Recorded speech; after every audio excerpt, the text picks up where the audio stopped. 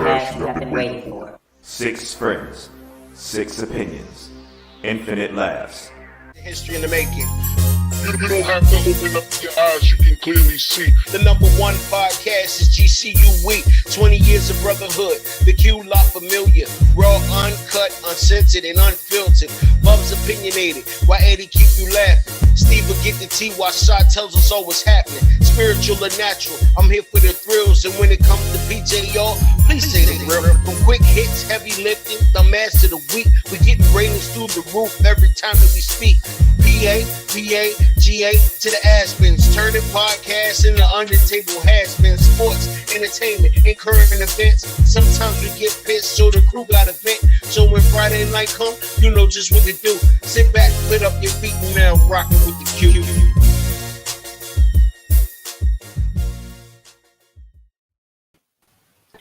Once again, it's on, people. You already know what it is. Friday night, and you are now rocking with the one and only GQ Podcast. It's your boy Bugs coming straight out of VA. I'm gonna send it around to the fellas, the usual suspect, with some introductions. We're gonna start here tonight with Bub. Hey, can you hear me? Can y'all hear me? Yeah, we can hear you. You good? All right, cool. We can hear you. Hey, welcome everybody. If it's your first time with us, welcome you. If it's not, welcome back. Hope you enjoy the show. Next, we're gonna go to often imitated but never duplicated, the real PJ. Yeah, I think we need to change the podcast to the CPT podcast. We have, we can't ever all be on here on time. That's my vote for the name change. Yo, we're gonna shout out Eddie and Steve. We're gonna join us in a few, and last but not least, we're gonna take it to Mr. Suave himself. Shad, take it away. Yo, what up, people? It's Friday. I mean, you know what I mean? Everything happens on Friday. I'm sorry, give me a second. Miles, I need you to go to your bed. Please. Thank you. Hold on, let me say something. Did this dude PJ who was a black dot for 2 straight weeks sit there and say that we should be, like he was a black dot for 2 straight weeks. Like, yeah, but I was here though, so it don't matter. Were you, or was it a recorded voice? Were you? Were you? Nah, I'm sorry, everybody. I was running late. I just got over vertigo, so I've been asleep a little bit. Good. You don't even actually. Here's the crazy thing. You don't have to explain that because you were here once the show started. This is a PJ being petty moment. Yeah, exactly. That's it. But when the show kicked off, you were in here. Yeah, I ain't call out no names. Yeah, but he wanted to make it public. He's supposed to keep the family business in-house. But you obviously see, But that's what happens when you don't have no job. You can just make up lies about other people. But you know what I mean?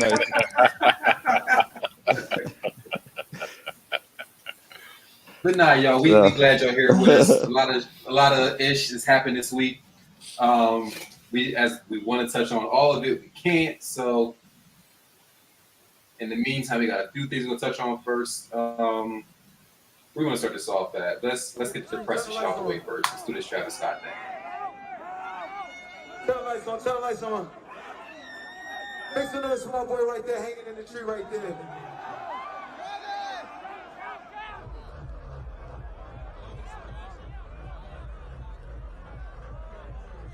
If that's okay with you real quick. Chase me, let's do it.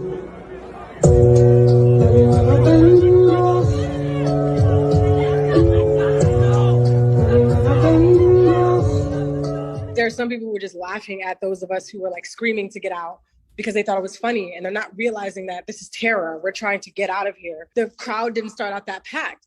There was space. We didn't sign up to come here for this. I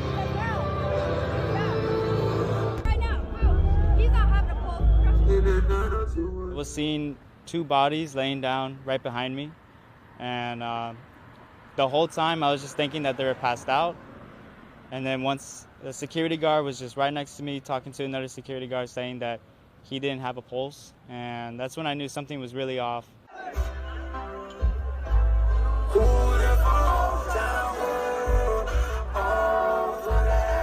Hold on, don't touch him, don't touch him. Everybody just back up. Security, somebody help jump in real quick. Keep going, just real. Somebody jump in, come on.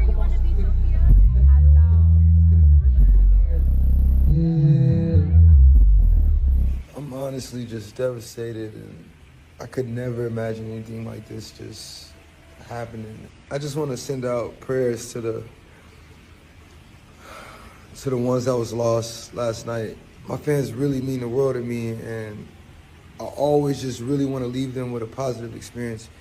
And anytime I can make out, anything that's going on, I stop the show and, help them get the help they need, I could just never imagine the severity of the situation.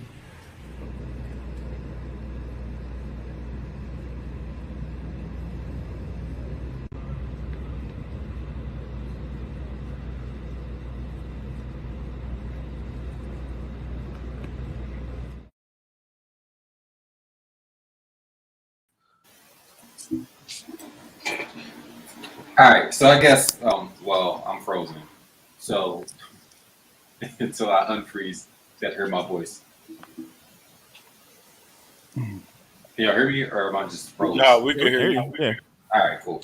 So I think there's a lot of issues with the situation. There's a lot of finger pointing happening right now. The blame game is happening. Travis Scott's people blame it on the cops. The cops blame it on Travis Scott's people. The promoters are blaming it on the cops not shutting it down. Ben Crump, who's an attorney, like a civil rights attorney, somehow he done jumped the hell in here. Now he's handling like 200 lawsuits against Travis Scott for the outcome of the concert, and he's on like his high horse. I think it's unfair to say that he wasn't concerned about what was going on, because he did stop numerous times to tell people to like get to certain areas that people were passing out. You don't know people are dying, which is a very different situation. So I think that the cause in the case of saying that they weren't being responsible with how they were making sure everything was set up and arranged for the show is one thing, but all the rest of the bullshit that's coming along with it, I think that's very different. So what y'all think about this? Yeah, I don't think he would necessarily keep going if he knew the extent of what was happening. But one thing that goes against him is his whole style is based on rage. You know what I mean? That's something that he's always encouraged his fans to do. So he actually, in a way, creates that type of environment. So if there are going to be lawsuits against him, he may not win. You know what I mean? That's part of his image, is to have this whole rage. Again, I doubt he knew the extent of it, but he's going to have to be held accountable as well. He brought you back in the game. Books. I mean, Eddie, hold on, real quick. Go ahead. What's up, Eddie? Let us say what's up and welcome to you, real quick. What's up? What's going on? You got a lot of black and yellow on. Well, headed out to the game this weekend to play Bugs' squad, so I got to represent. That's an easy win. Hopefully. Does it matter if it's the Lions? Yeah, but we tend to play down to the competition, so don't be shocked if I'm pissed because we gave them their first win of the season. That's funny. Well, I hope y'all bring them same referees to help you win your last game. Hey. Yeah. All right. Come on, Bug, jump in. What's up? Nah, to me, I mean, it's a whole touchy subject because you see concerts all the time. Even your metal, your rock, all these concerts, they have mosh pits. They have this going on. People get hurt. People get injured. But the ones that's in the mosh pits, that's what they expect. Now, if you're at a concert and it's a concert surge and then, it gets uncontrollable, that may not be as expected as what you thought it was. But at the same time, it's Astroworld. You know how many people was going to be there. You know it was going to be a big event. People dying, I don't think he's fully responsible for it. And the reason I say that, unless he actually was told, okay, it's death, somebody died, it's time to stop this show, then I can't fault that man for going on, because people pass out in concerts all the time. But at the same token, some of the feedback from the families, like one family member said, people go to concerts to have fun, not to die. But let's be real. This isn't an all the time thing. This was an isolated incident and 8 people happened to die. And that's no disrespect to the families. Prayers to the families, by the way, of everyone who lost somebody. But I mean, at the same token, it is what it is. You got to take it at face value. If he's bringing up charges against him, now what I don't understand is how people are trying to sue him and Drake, because the song that they did right after the people started passing out or dying or whatever was the song him and Drake collaborated on. That I don't get. He was an invited guest. He was performing. It is what it is. But like I said, I guess we'll just have to see where the chips fall. Yeah, like I just think that it's not his fault. I mean, you could say it's his fault because it's your venue, not your venue, it's your show or whatever, and everybody knows what goes down at his type of event. But it's just like, if y'all know this already, I don't think he should be held accountable. It's like if you go to a mosh pit, you know what's going to go down in the mosh pit. So if something bad happens, you're going to blame the artist because somebody died. Like you said, it's messed up that people died. And I'm hearing the youngest was like 14, then there was a 16-year-old, crazy shit like that. I mean, that's always bad. You know what I'm saying? But also, I'm also hearing that I guess it was his spokesperson rather, was talking about it, and they were saying like they're mad at him because like he had the ability to stop the show, but it's only 2 people, and I can't remember, I forgot to write it down, but it was only 2 people that are in charge of being able to actually stop the show. You know what I'm saying? I forget what their titles are, but neither one of them is Travis Scott. You know what I'm saying? And 2, yes, I believe if he knew that some crazy nonsense like that was going down, why would any human is going to stop the show? Money's not that important. Like, he's going to make money. He's going to continue to put on shows. Well, I'm hearing that he may take a little hit and whatever after all of this. I guess we got to see and wait what happened. But what I'm saying is, if this never happened, he would still continue to put on shows. If he knew something like this was going to happen in advance, like, oh shit, barricades is falling, people, people might die or something. Like, if he's seen all of this, why wouldn't he stop the show? You can't hold that man accountable for that, man. Like, he's donating money for funerals and things. He's doing what he can do based off of the situation. Like, you can't put that blame on him. You know what I'm saying? Like, it's messed up, but that's not his fault. These people knew what they were getting into when they like, again, this is how his shows go. So you know the possibility of what can happen when you're in that type of environment. But can we wait? Well, go ahead. No, I just think that I think everybody has a part to play in a scenario. Like PJ said, like when you go to his, like, he's known for that type of intense music. But that also being said, there's some sense of accountability. Like, I'm a dad, I wouldn't take my 14-year-old there, like, if I'm going to expect them to be at that type of music, like, expect that they could possibly get injured, So I think there's some liability and responsibility on everybody's part. Of course, they're going to sue him because he's the figurehead. He's the one that everybody says. But when it comes down, like, he's playing it right because he's doing the PC things. He's withdrawing from the concert this weekend. He's saying everything publicly correct. So he's just going to go through it, with some things. But eventually, I think it'll all work out outside of the, not being able to bring those people who died back. But it's accountability because also there's people that's there at the concert and they're watching these people get. I think I get where he was going. There was people watching this happen. So yeah, they got to be held accountable as well, as what you were getting at, cuz. Yeah. I know it froze. Yeah, like there's people that they were watching these incidents, and they're watching people like, yes, there were some people saying, oh, they're dying, but there's other people that were just, like they said, looking, and see when somebody was going into a thing. So I think there's a play for everybody in this matter. Like, so, if you had a pool in your backyard and you had a party and someone died in your pool, the liability lies on you. Yeah, but that's different, PJ.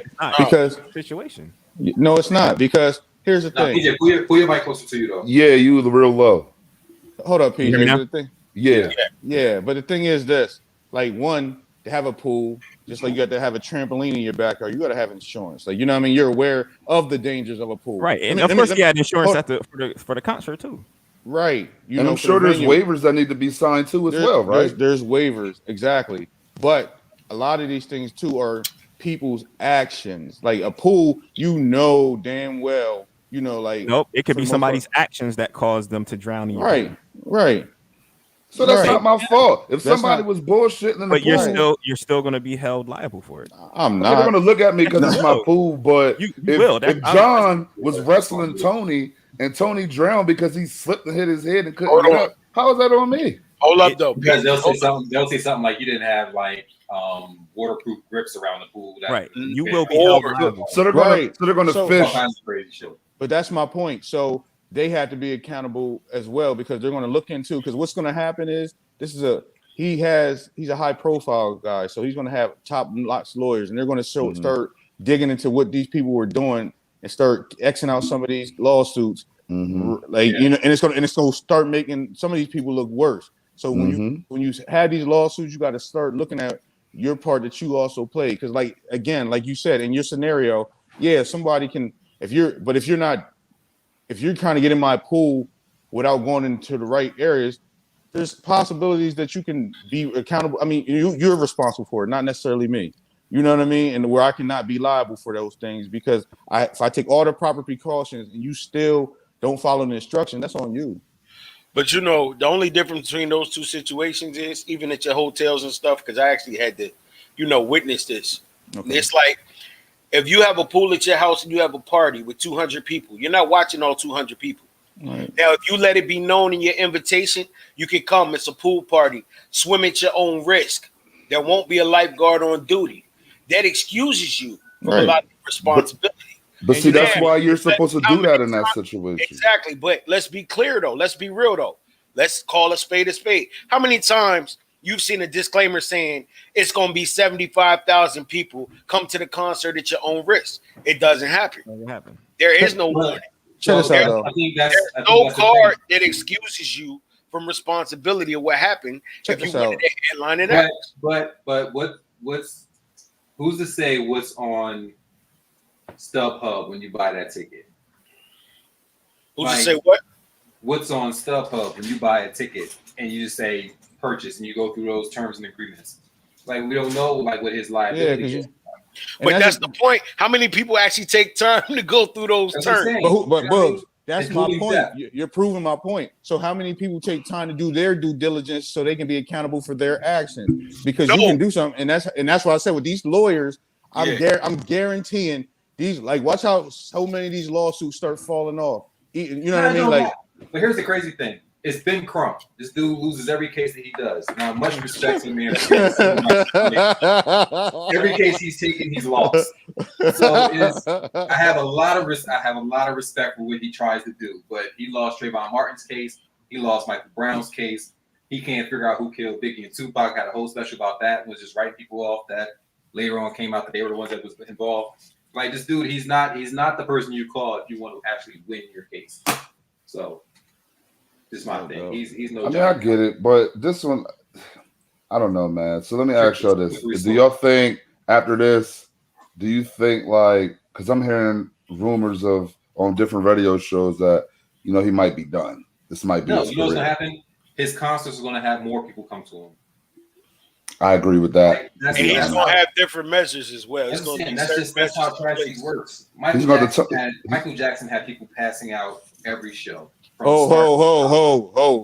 Here we go. Here we go with Bob. Don't even get Bob started. Don't do Mike like that. Get Bob started. Mike's the greatest. Like don't even put Travis in that vein. But Mike had people passing out at every show. The difference is he took the precautions of having people in the audience to get people out of the audience once they started passing out. Plus, No, and you this got is true, that. you can Google it. Michael took upon himself, even at his overseas tours, he took it upon himself to have 20 to 25 ambulances on standby for his fans, just in case. But you know why? Metallica just So he already knew. No, because it happened first. Like so people remember 2 people got trampled and died when initially. It had to happen before somebody else. Before you take those proper measures. So you realize it happened. But it's like you got that. Metallica just had a concert here this past weekend, and they had a mosh pit at their concert, and fights broke out in their concert. People got hit and trashed and trampled and all other kind of shit. Like it happens at concerts, especially when you have a rock type atmosphere. So you can't just like knock this one dude for it, and you're not hitting everybody with the same thing. And I agree with that. Because you say 9 people died, it's like now Phil again. much respect to the families who lost their people. Right. But Definitely. you can't just knock him for it because his shit's not the most violent mosh pit rock. It definitely isn't. But Right. you don't think that the fact that his hip hop plays a part in it though? People already want to go against it anyway. Well, nah, he's pretty popular in a sense. Like this dude had his own meal at McDonald's. You know what I mean? And he's married to he has a kid that one of the Jenners. So you know, like he's super popular. You know, like I'm not super, like into his music, but like PJ said, like that's the type of music he has. So then that's what I'm saying. Like you also got to be accountable. If that's what you into, you like pushing and shoving, just like the crunk era. You know, like same type of thing. If you getting hype and you pushing people, you might end up somewhere different if you don't got no sturdy feet. I got a question. Did he just drop an album? When Head Busters came on, you knew if you ain't getting along with the person beside you, move out the way. Hold on. I'm not being funny, and I know y'all know what I'm talking about. We came up through the Nuck If You Buck. I don't care if it's a high school dance. I don't care if it's a club. I don't care if you're in the middle of 6th Street. When Nuck If You Buck came on, everybody was knucking and bucking. All you see it is what it is. No Things doubt. happen. No doubt. Yeah. Hey, just to give a little parallel to this, I'm reading this right now, but y'all remember when Ariana Grande concert, 22 people died in the bombing? Yep. Mm-hmm. Right. So from what I'm reading, each person's family received $324,000, and it was the security firms that were actually sued. So it doesn't look like it was placed. The blame doesn't seem like it was placed on her. I mean, not that she was the one, Right. placing a bomb there.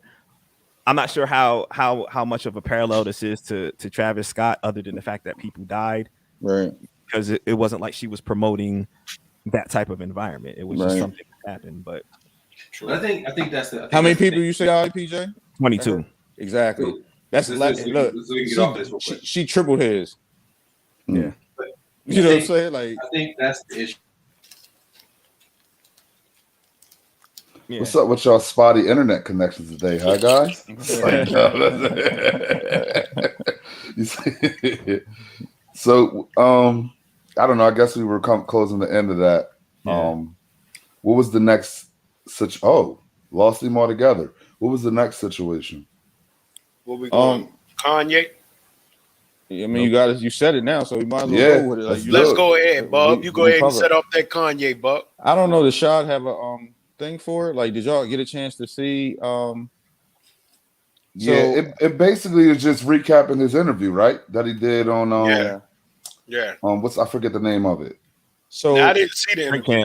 So it's on Drink Champs. Like Right, Kanye Drink touched Champs, on. right. So what did y'all think about Kanye's like his just expression of everything? Like he was on Drink Champs this week and he expressed a lot of this conversation where Drake is like, I never fucked Kim. But I was like, but you acted like you did. You got bars that's like hidden heels, give your wife the chills. You doing all kind of, it's like somebody throwing a marble and hiding their hand or something like healer that said, I'm dealing with resentment from multiple lives of disloyalty, of the way I felt, with Virgil going to Louis and just things that jealousy. So it actually was a problem because that's what we heard. Absolutely. I was jealous. This is the other thing. Sicko Mode, they would play it at the kids' party. So I'd have to bring my kids to a party with this man threatening my life on a song. Welcome to Calabasas. And then they wonder why you end up, in the hospital. They SNL making my wife say I divorced him on TV because they just wanted to get that bar off. And I ain't never even seen the papers. We never even divorced. When I die, on my tombstone, it's going to say, I deserve to be here because I signed Big Sean. I know this man mama, bro. You know what I'm saying? I've changed this man's family. And both John Legend and Big Sean, when I ran for office, got used quick by the Democrats to come at they boy that actually changed their life. And that's some sellout shit. And I don't rock with neither of them. And I need my apologies. I ain't saying they gonna change, but niggas is scared. Swiss Beats or Just Blaze? Well, Swiss Beats definitely because Just Blaze is a copycat. He get credit for the blueprint, and I did the first half of the blueprint, and he just copied my half and look where I'm at today. Look where he at today. So that's just show you. How I should be like you. If I be like you, Crowley, I'll be where you at. Now, if you take the average 99% of people say, do you want to be Kweli or do you want to be Ye? More people going to want to be Ye, Kweli.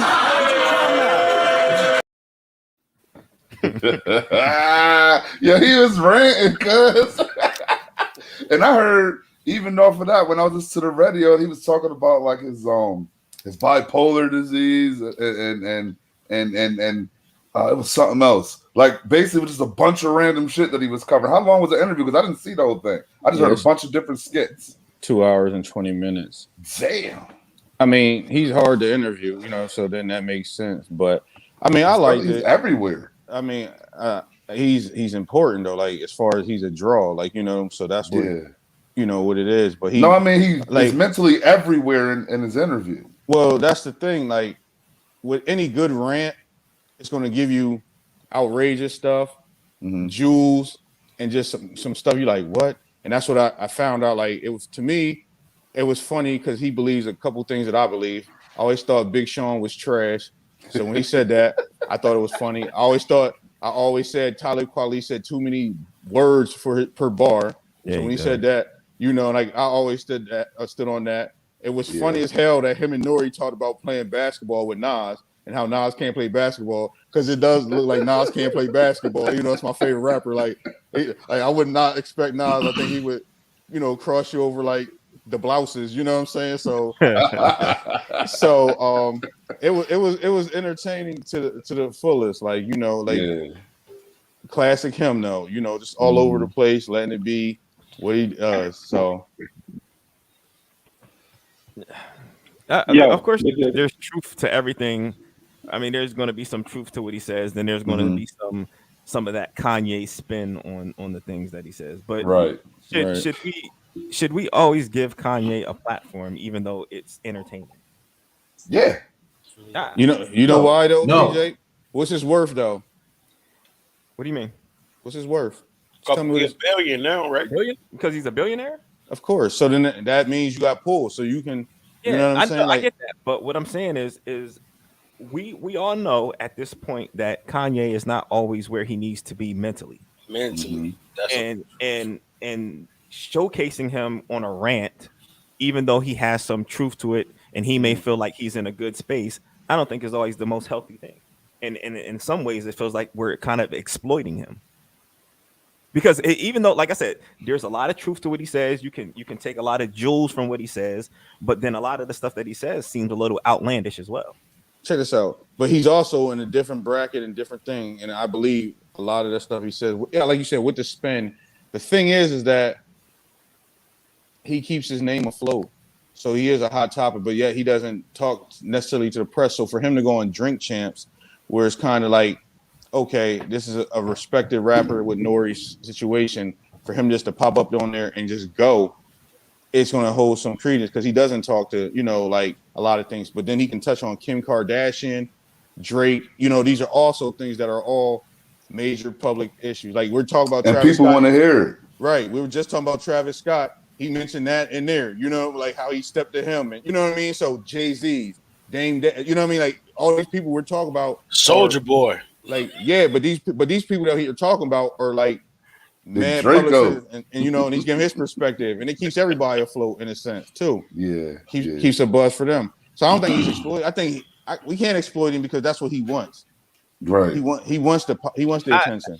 I don't know about that, because if he's not in a good mental state, how do you know that's what he truly wants and needs? But how do you know he's not in a good mental state though? Because maybe that's just him, right? Like, I don't know. When you're famous, you know what I'm saying? Everybody, every normal person wants to know your life, your dirt, your drama, your whatever. Like they want to know all of this. So he gets on the platform and he does that. So like you said, he may drop some jewels or he may say some bullshit. You know what I'm saying? Either way, people are here for it. Are they not? Yeah. But you know what? I think Kanye got to the point where it's like, we hear you. I ain't cut you off. I just wanted to get this out there right quick. But I think it got to the point where anytime, and if you notice throughout here, I mean, anything dealing with Kanye, sometimes things will happen, he'll come right out and address it. But sometimes he'll harbor things for a certain platform to come out and speak about everything and just go off. That's just Kanye. He'll put like 10 different things that happened. It could be like 6, 7, 8 months ago in one little 15, 20-minute interview, just as because it's Kanye. And he knows whatever he's, and let's be clear, it's Kanye. Whatever he says out his mouth, number one, not only going to be heavily publicized, but it's going to be spoken on. It's going to be followed. If it's tension, it's going to be beef. You see what I'm saying? So, I mean, it is what it is. That's it's my Kanye. That's my point, Book. So, like when PJ saying, "Are we exploiting him?" Like from the beginning, he's always been about craving attention and making sure that he gets attention for what he's trying to prove. Like even when he did the George Bush don't care about black people thing, you know, and then like he's always, you know what I mean, like have his best interest at heart being him. So for him to go on there and drop a 2-hour rant is exactly what he wanted to do. So we're not exploiting him. We get so I'm a disagree. I think the George Bush don't like black people moment was Kanye having a very transparent, racially upset moment. I think the Kanye we're witnessing right now is mentally unstable. And I think it's at a point where this dude went through like a range of emotions sporadically and rapidly. And it's like, he's just saying shit. And at some point, it's like you laugh about it until you realize like this shit ain't right. Like something's wrong with this dude. Like some of this shit's just kind of like outlandish, and he's trying to like put it together. I mean, personally, I was fucked up from the haircut alone. Like that. I'm about to say, come on, man, you saw his haircut. You know he got that. Nah, but did you watch what he said though? I don't but care. This is what it's calculated. I'm telling you, it's calculated. Like the dude said, Nori said, "What did you call that haircut?" He said, "I call it the Britney." From when Britney Spears did it. Remember when she first did it? Now, but why did Britney do it though? Because of the same circumstances she's in right now, though. You know but what I mean? Britney had a mental breakdown when she cut her hair. Because of her dad's circumstances. You know what I'm saying? But like, and I get it, Shaw. Like you said, the trigger for him was his mom's death. That's when he started going a little awry. But he always was an attention whore. So you know, and like he's always been a calculated person. And when you always, you know what I mean? Like he's always, even when you listen to other people speak of him, they always talk about how calculated he would even their interviews of how he wanted things to be put out. So I don't give it that much credence that he didn't know that we're, you know, how it was going to be perceived and how it was going to be taken. You know what I mean? So the thing is, I think what he's talking about, because he's dealing with music and rumors and beef and all that stuff, it doesn't seem as bad. But when he went on his presidential campaign and he's talking about we supposed to be slaves and we wanted to be slaves and all that, it was the same type of rant. He was talking about something different. Everybody like, oh, he's crazy.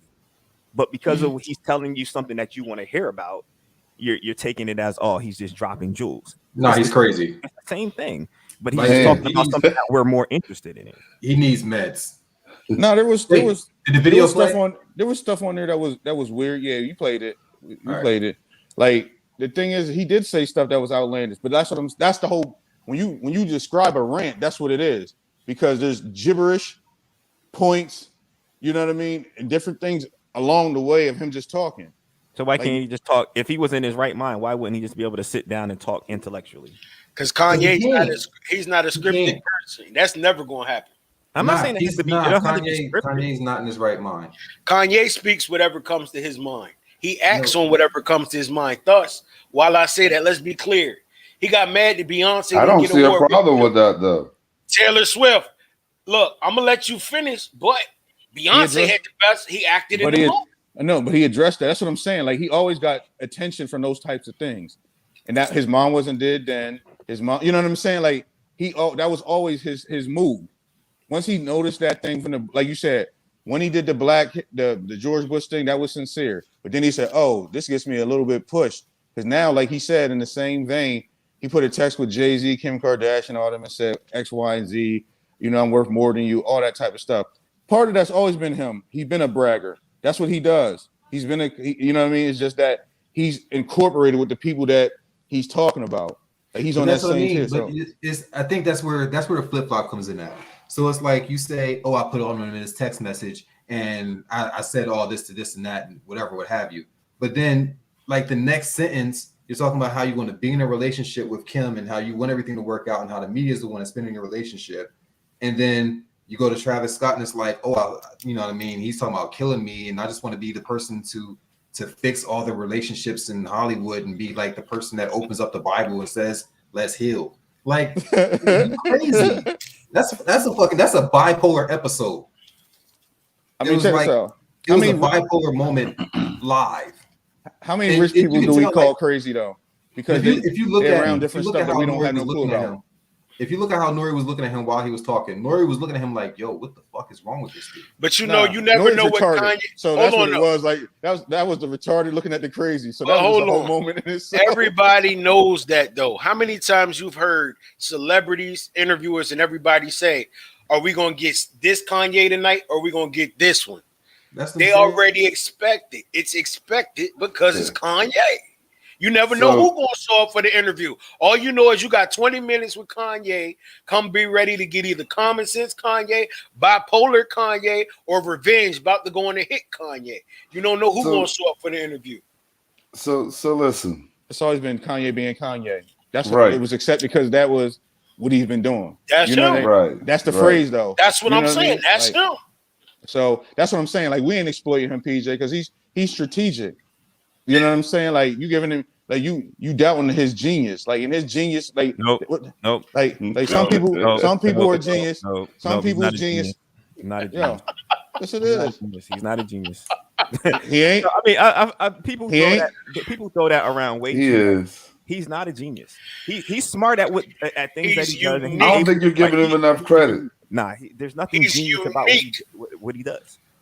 PJ, I don't see anything genius about, and that's not me being a hater. No. I'm not taking you as a hater, but what I'm saying fuck that. You as a hater, and you embarrassing the name PJ.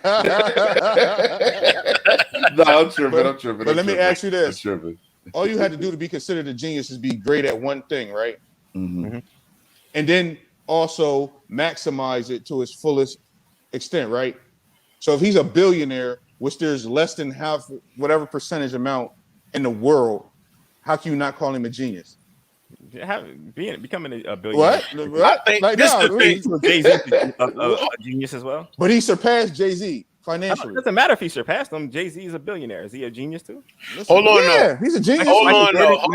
I mean, yeah. Let me say this. Let me say this one thing. PJ? Kanye West. This is the only thing that separates Kanye. I'm not going to say he's a genius. I'm not going to say he's not. I'm going to say what I said again, and hopefully it resonates. Kanye is going to say and do what Kanye wants to say or do, no matter who thinks what about it. Whatever the outcome's going to be, he's going to be willing to, he doesn't care, basically. So whether it's strategic, whether it's throw it off, whether it came from far left field, you know what? I'm going to do this just because I can, because I'm Kanye. Whatever it is, he getting the results that he wants. Bottom line, point blank, period. So listen, because we spend a lot of time on this Kanye situation. Speaking of people with mental issues and mental health, let's segue into our boy Scottie Pippen, man. Let's do this because so basically we're just going to cover what our opinions are with you know he got his book coming out, all the shit he's been saying about Jordan. And whatever the situation is, and that's really what it is. That's really the highlight of everything. And love and freedom. The simple idea is it's friendship versus marital prison. Ooh. Does that mean you all can have other partners, but you just have to be respectful with each other? So people only think in terms of sex. People are trying to put something on it. Will and Jada, what they doing with other people? Yeah. Right? Will and Jada ain't really doing too much of nothing. The goal is not a sexual goal. We're gonna love each other no matter what. Will gets right to the heart of their non-traditional marriage during the Oprah Conversation. Will Smith, out today on Apple TV+. The couple first revealed details last year on Red Table Talk, which coined a new term. I got into a different kind of entanglement. An entanglement? Yes. Yes. A relationship? Yes. Was that hard for you sitting there? No. It's like, no. How long were you all actually separated? Was it months or years? We never actually like officially separated. We agreed that she had to make herself happy and I had to make myself happy. And then we were going to present ourselves back to the relationship. We ride together. We die together. Bad marriage for life.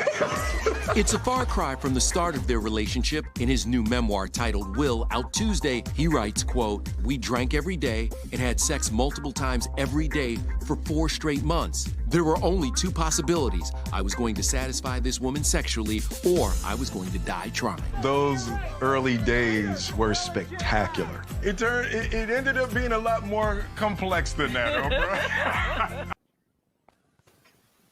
Disclaimer: that was not Scottie Pippen. No, that was not Scottie Pippen, yo. That just like played the wrong clip altogether. Yo, I quit. Yo, it happens, man. We apologize for the technical difficulties this week. We're gonna keep it moving. I just want to say this. I'm tired of both of them.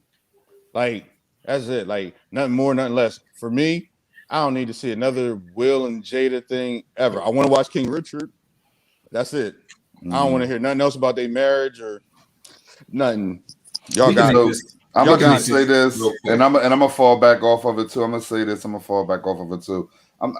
It's just another example of giving people what they want. Because even though we can sit there and say we're sick of it, there's still people that want the tea. So that's what it is. But in my opinion, I don't care, man. Like, you know, their marriage is what it is. Everybody You said the tea. You said people want the tea. Did I say the tea? You did say the tea. Shout out to Steve, the green tea aficionado. But anyway, yeah, man. The one thing I will say, I respect that. You know what I mean? They're a married couple who are obviously trying or doing different things to try to make their situation work, and I could relate to that only from the aspect of when you're married, you're gonna, if you care, you're gonna try to do whatever it takes to remain with your partner, because you know typically your partner is usually your best friend. You know what I'm saying? So it's like I just want my partner to be happy. I just want to be happy. So whatever that entails, that is what it is. But yeah, as far as them two, I'm not. I could care less if I don't hear anything else. You know what I mean? Like whatever, and I'm all for that. I think this is the thing with them. The situation happened with the dude that was getting ready to come out and say what was going on with him and Jada's relationship. Mm-hmm. Well, he's promoting the album. Right. I seen it. Right. So they went public. They saw the amount of attention that happened after that. And then all the attention that Red Table Talk got after that. And then Will Smith got a book coming out. So he's like, yo, let's just keep going. Like I 1,000% agree. But you know what? He also got a special too. Don't forget that. That's he what got I'm saying. a So special you got on that. YouTube. You got that happening. You got this YouTube thing he got happening with like his fitness or whatever. The best shape of my life, but he addresses all of that in there too. So that was That's what I'm saying. So it's like you got book, you got YouTube, you got a movie coming out. It's like all this is publicity.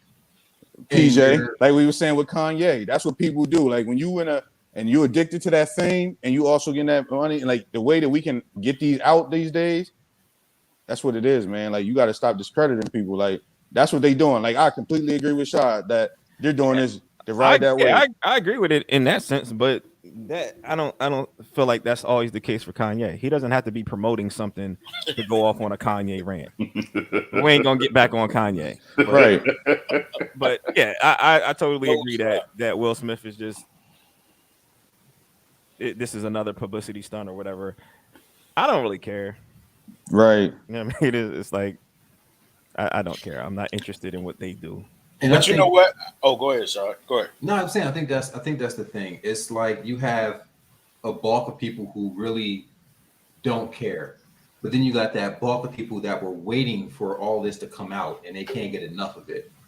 And it's like all they see are like dollar signs, because you put this book out and then you go on Oprah and you start talking about this part of your relationship.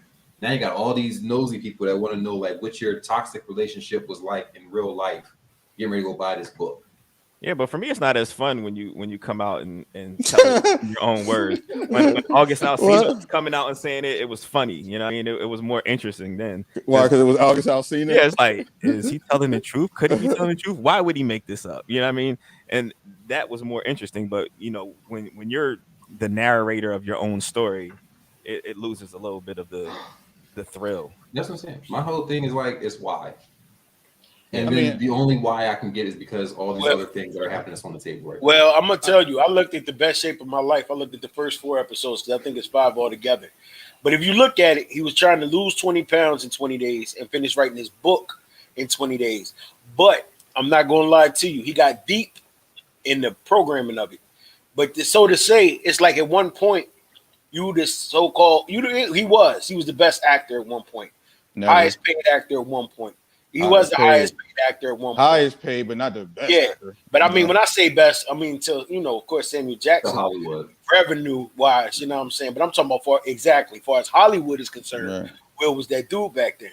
But what I'm saying is this: he said he's always looking for the next. He said the problem is people climax. This man is 50. You see what I'm saying? I'm not saying taking nothing to discredit his talent, discredit anything he's done. But I will go as far as to say sometimes it comes a point in life to where you reach for that next thing. Like, what can I capitalize off of this? And I think now it's like, okay, you got a movie coming out, but I'm going to capitalize off this book. Then I'm going to capitalize off this relationship because we got 2 however million views we got. And it's still going to keep happening. He's always going to keep reaching for that next. I think the intrigue just comes because people used to say, like, black people like to hold, like I said, we're very symbolistic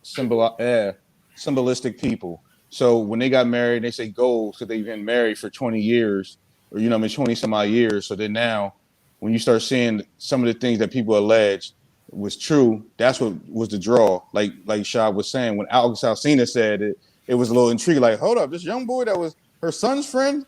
And then, but like you said, once they start riding, it was like, all right, like this is overkill now. Like to PJ's point, like it's cool when August Alsina, like, who's this little young boy that was her friend, and they took him in and nursed him back to health, and then she just start, doing that. That's different. Now them talking about it all over the place, and Will talking about pushing his dad down the steps, and I'm over all that. Like, which is crazy. Like, dude's dad just died. Like, right. So I'm over it. Which I will say that it does give you perspective that it shows you that just because these people are rich, they still have the same everyday problems that everyone else has. Exactly. Meaning, like we touched in earlier episodes, I believe we did, or maybe I don't know if it was a private conversation or not, but we're talking about how, pretty sure it was on the episode, but anyway, how like the people that have been married for years, how things went on. They might have been married for 30 or 40 years, but things went on throughout that marriage because, we're still human. And it just goes to show you it doesn't matter who you are. Like, you can hit a rocky point.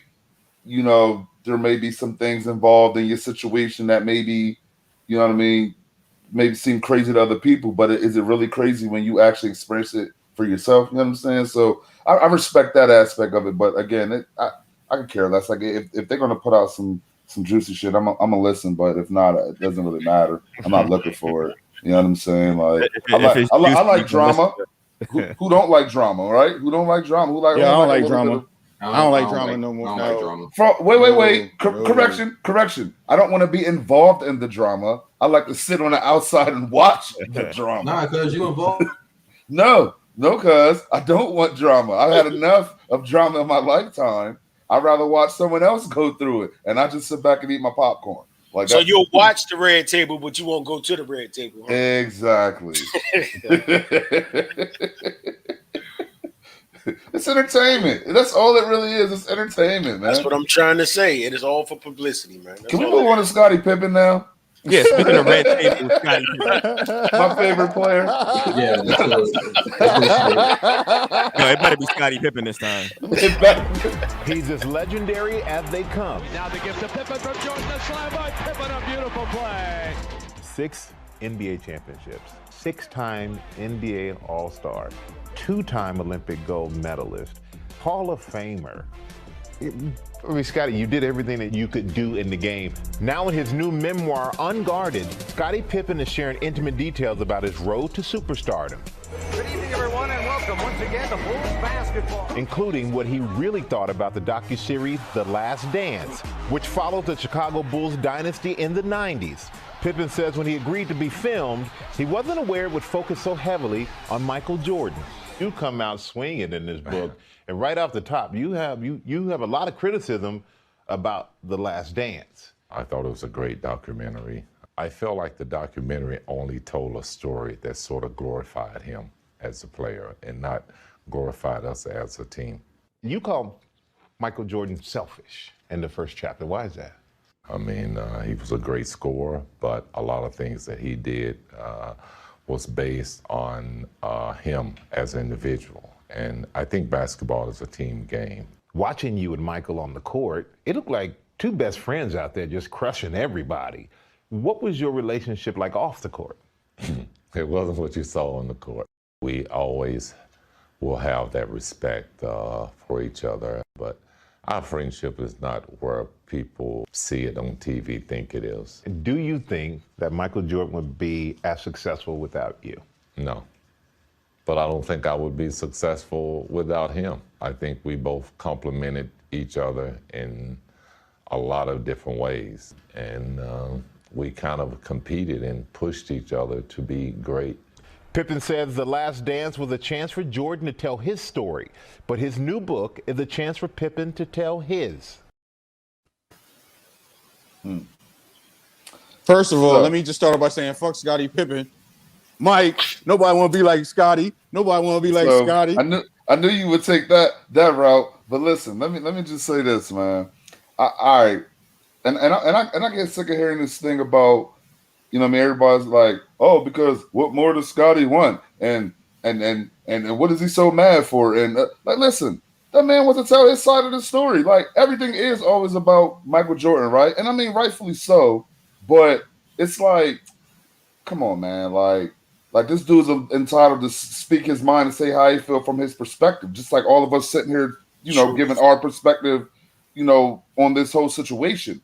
I just feel like, I do feel like he's the most disrespected great player. Like, I do think that. I don't think he gets enough credit as these people in the media say that he does. I hear people like Stephen A. Smith and others, you know, I can't even remember what they were saying, but I just feel like, I don't feel like he gets the respect that he deserves. But listen, and don't get it twisted. This doesn't have nothing to do. Hold on. I'm almost finished. Give me a second. I'm almost finished. This has nothing to do with LeBron, right? Mm-hmm. So I just want to put that out there. But I just feel like anybody that is like along the lines of, yo, all right, Michael Jordan's the greatest, right? And Michael's not my GOAT. I'm just going to put that out there. He's not my GOAT. Like, he's absolutely not. And I'm entitled to feel that way because it's what your preference is. Right. No, listen, it's what your preference is, right? But I feel, yo, I don't care. Like, I'm a Jordan head. My thing is this. My thing is this with Scottie. I find Scottie in a hurt place, you know, because of a lot of things. And this is where I took it because he has mental issues.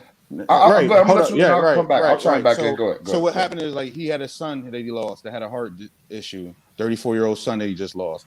His wife continuously cheats on him, and dudes have him in music all the time. Like, you know, where Jordan gets held on the pedestal because of certain things. Scottie had made some missteps, and I do think that The Last Dance highlighted some of his missteps.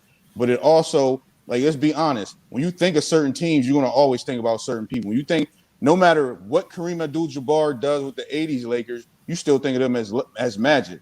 You know what I mean? But he's the all-time leading scorer. Like, so to act as if The Last Dance wouldn't still be focused around Michael Jordan is retarded. You know, like, and Dennis Rodman don't care. You know what I mean? Like, he got 5 rings, don't care. He was partying. Like, Scottie just has, I think, a lot to deal within himself. And I think that's probably why his wife was always cheating on him, because she took him as a sucker. Like, straight up. I think Scottie's in the same situation as Will Smith. He got a book coming out. He got to promote. Right, because he also released statements about how worse Hakeem Olajuwon was and how worse Charles Barkley was. And then Chuck just released a statement saying, like, yo, he's trying to sell a book. You know what I mean? Because at the end of the day, like, the comments that were released about Jordan, as soon as he got on the Good Morning America with Michael Strahan, he made sure he spent them to the correct way. You know what I mean? So I think he was dope. But to sit there and act as if you was gonna watch The Last Dance because you want to see Scottie Pippen and Phil Jackson, like, come on, man! Like, you living in a fairy tale. But you know what? My thing is, Scottie Pippen I think he's speaking, and I could be wrong, but this is my opinion. And I'm entitled to my opinion. I think he's coming more or less from a place of resentment. Because if you think about it, he was right there with Mike the whole time, through it all, making not even half the money. You're wrong. Yes, hold on. He made more money. Michael Jordan made less than Scottie Pippen in his basketball career. Jordan had off the court endorsements that was his money. Jordan didn't get, but that's the thing. Scottie Pippen signed about as a whole. That's not my problem. What I make on the court. That's why I said, let me finish. That's why I said, let me finish. Because you can't say we're on the same. You can't say we're on the same ride on the court, but you're making more than me. Like he's making more than me. Like Scottie's making more than Michael, and they told him the owner said, "Yo, don't sign this contract." He said, "No, I need this because I got to take care of my dad and my 11 brothers and sisters." Cool, but you still making more money than Mike. The reason Mike didn't trip was because Mike was like, "Yo, I'm not even renegotiating my contract. I'm just hooping, being the best dude, and I'm gonna get this money with Nike, McDonald's, and all these other things." Exactly. So I'm making myself marketable. Scottie, that's not my fault. You didn't make yourself marketable. Listen to what I'm saying. Here's the thing. Go ahead. Here's the thing. Mike is Mike, and Scottie is Jermaine, and he'll always be Jermaine. But that's the disrespect, cuz. But that's the disrespect. No, that's the disrespect. Just imagine imagine, let's just say I was this great ass whatever, and you was second grade. Eddie, like you're not gonna be upset that I'm getting all this fucking attention. You're not getting any type of love at all. But that's not the thing. That's even with the documentary. Was it not supposed to be about the whole squad? No, stop. Yo, you know what I hate, cuz? Hold on, let me say this. No, stop. Real quick. No, because no, because you letting your LeBron bias talk. Because this has nothing to do with LeBron. It has everything to do with anybody that defends Michael Jordan is always going to talk about how great he is and how this is that. And like he never lost. He never did anything wrong. He's just God, right? God and Jim Short. That's bullshit. You're being so biased, yo. Like, listen, I'm not being biased, cuz. When you think about, answer me this: who was on the '80s? When they talk about the Showtime Lakers? Who's the first person you think about? Of course, you're going to think of Magic. Okay, but Kareem Abdul-Jabbar was on there. But I also know that he was just as important. You're proving as my Magic, point, cuz but you're proving my point. And people give them credit though. When you talk, Kareem don't get as much credit as Magic because they think of the Showtime Magic Lakers. Right, but Kareem Kareem leads the league all time in scoring. He's on the Mount Rushmore of basketball. Am I not right? So why would he don't even because he don't get the same acknowledgement. You give more credence to LeBron than you give Kareem. Hold up, time out. Hold up. When we're talking about the GOAT conversation, it's about your preference, right? No, you need to mute both of them. No, we don't need to do both of them. The thing yes, you do, because I ain't never finished my point. Listen, my fault. I ain't never finished my point. Y'all going like y'all in a boxing match. No, we ain't going to boxing match. Go ahead. My fault. My point was, Bug, before I was cut off. My point was this. I said he's speaking from a place of resentment. I didn't say he didn't make more money. I said what you said was, and the reason I jumped in and said that you said we're doing this and we're getting money, and I said, he's making more money than him. No, I said we're on the same team. We're getting money. You can rewind it. I said, but I feel he's speaking from a place of resentment at the fact of he didn't capitalize on it. He feels. But hold on, let me finish. Accountability. He feels every day. He feels underappreciated. He feels exactly. And my point is, hold up. Everybody. But check this out. But here's the thing. You mad at everybody else, but the one person that always gave you your praise is Michael, and you mad at him because he's as dope as what it is. Finish my point. That's a hater. What he said was, he said he don't feel Jordan would be Jordan without him, and he wouldn't be who he was without Jordan. But listen to what I'm saying. My point is this, though. Scottie never, ever gets full recognition for what he's done. Let's be clear. People in the media try to say, hold up. Answer me this. He never gets full recognition for what he does. Now, my thing is this. Hold up. He's made the all 50 team. He's made the all 75 team. No, that's basketball accolades. I said listen. I'm gonna start muting y'all. Acknowledgement and respect. This man was not respected. Period. Nobody. But Yo. my point is this, But though. here- That man is entitled, just like I am right now. That man is entitled to speak about how he feel about his treatment, whether people Exactly. agree Yo. with it or whether they don't agree with it. It's no Exactly. shade to Jordan. If he want to speak on No. Jordan and Because what if Jordan Jordan gonna got, speak, they gonna that's listen. his No, opinion. he's not. But here's the That thing, is though. his opinion. Let me say this real quick, and I'm gonna leave it go because you know how I feel with it. Yo, the thing is, the Bull has more resentment towards Michael Jordan because other people love Michael Jordan. Michael Jordan has never gone on record or off record. Have you heard by everybody who said, "Yo, Scotty's my greatest teammate"? If the footage of what you putting out there shows that you pulled yourself out because Tony Kukoc wanted to take, because he was gonna let Tony Kukoc take the shot. That's on you. If you want to show, hold up, no, it's about the team, Eddie. No. What you mean, Eddie's? Yo, they signed off on the documentary. Eddie, speak the truth, though. Yo, we signed off on. Let me talk. Everything that this man had a headache. He had a hurt back. He had. Did they put in a documentary when Michael Jordan got bounced out the playoffs? Did they put in the Yes. Did you watch the it? documentary? They highlighted only good shit for Jordan. No, they didn't, cuz you're not. Damn. Like, hold up, cuz you're not speaking the truth. You froze your mic. Nah, he might. Hold up. But he's not being like he's just being disingenuous.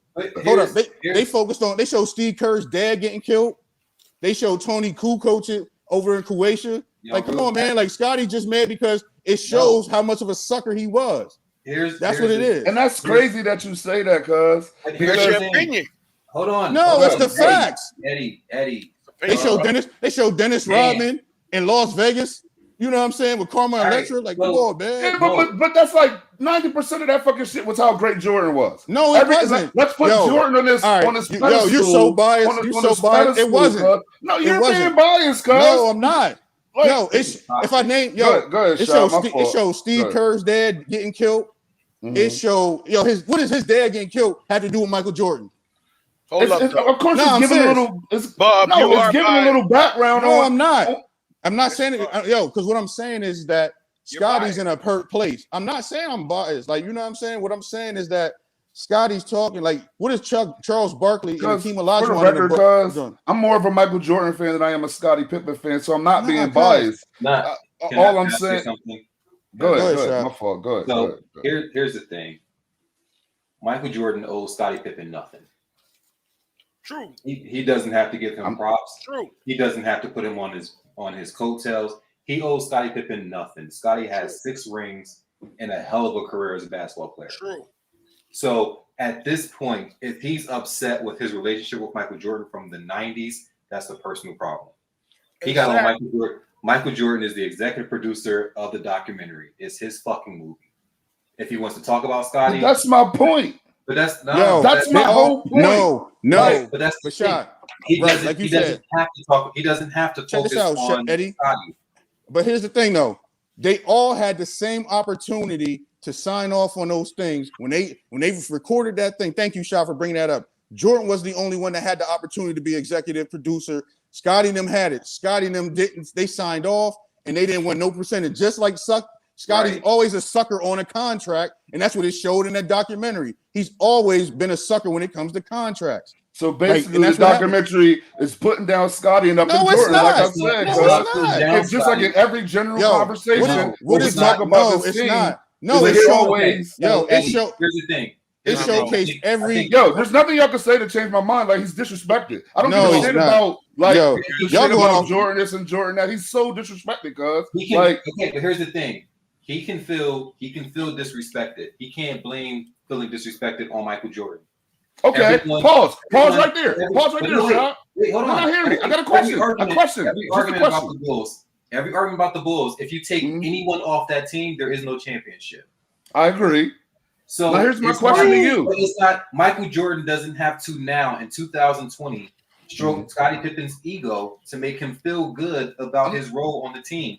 I'm not even saying he does, cuz. Hold on, the question is, I want to answer. What's on the team? Let Eddie speak. Go ahead. Listen, I want to ask you a question based off of what you just said. Michael Jordan doesn't owe Scottie Pippen nothing, right? Nothing. Bub said the documentary was basically like Michael Jordan like telling his shit, right? So why is everybody so mad that Scottie Pippen's dropping the book telling his side of the story? Now it's all this Scottie slander. Come on, man. No, because that's inaccurate. No, that's inaccurate. It's not Scottie slander because Scottie's telling his story. It's Scottie slander because Scottie's attacking Jordan. But you know what though? That's the problem. That is what do you think they're doing when they're talking about when they're trying to play him saying, "Oh, you got mad and then come back in the game"? Oh, hold on. Who was it? Huh? Yeah, but hold on. This is the thing though. He got mad. Wait, I didn't hear what you said. I'm sorry. Bub's trying to get in also. Listen. Bub ain't in? Pippen. He said, "Can I get in?" He got out. He left out. But look. No, he just left a message that said, "Can I get in?"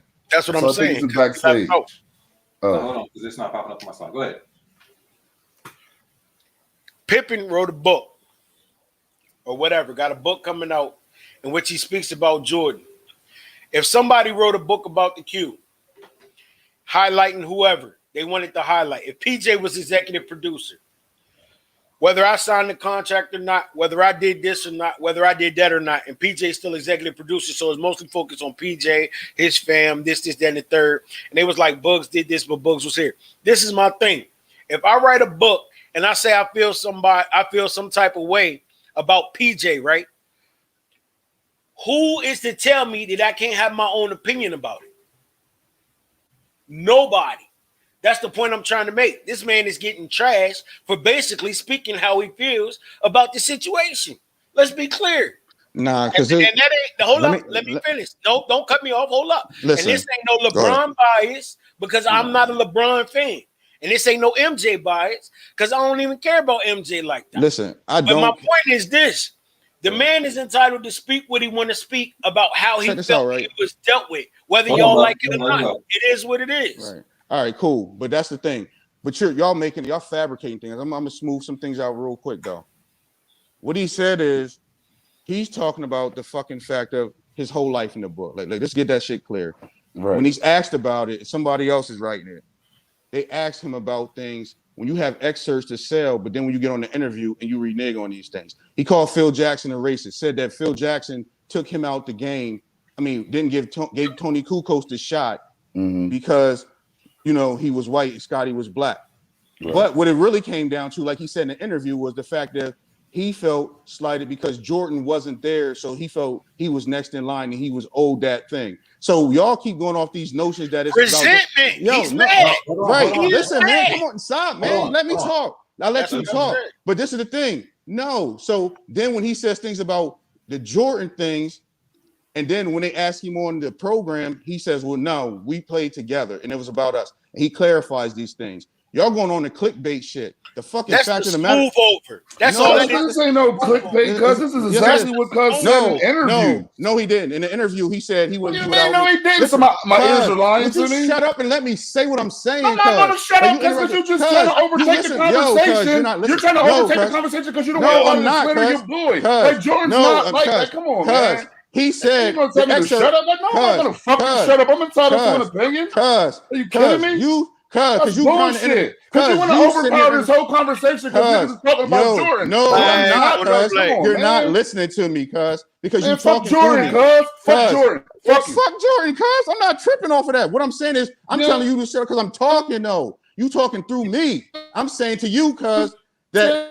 the original excerpt was that he said that Michael Jordan was butt and he wasn't all that. That's what it is. You know what I mean? Like, all right, he's going on a rant and he froze. Listen, cuz, I don't gotta go through all that shit. I can give a fuck about Jordan too, cuz I love you more than fucking Jordan. But what I'm saying to you is, when you come to clarify when statements are released for books and things like that, like we just said with Will Smith, you clarify those things on the interviews.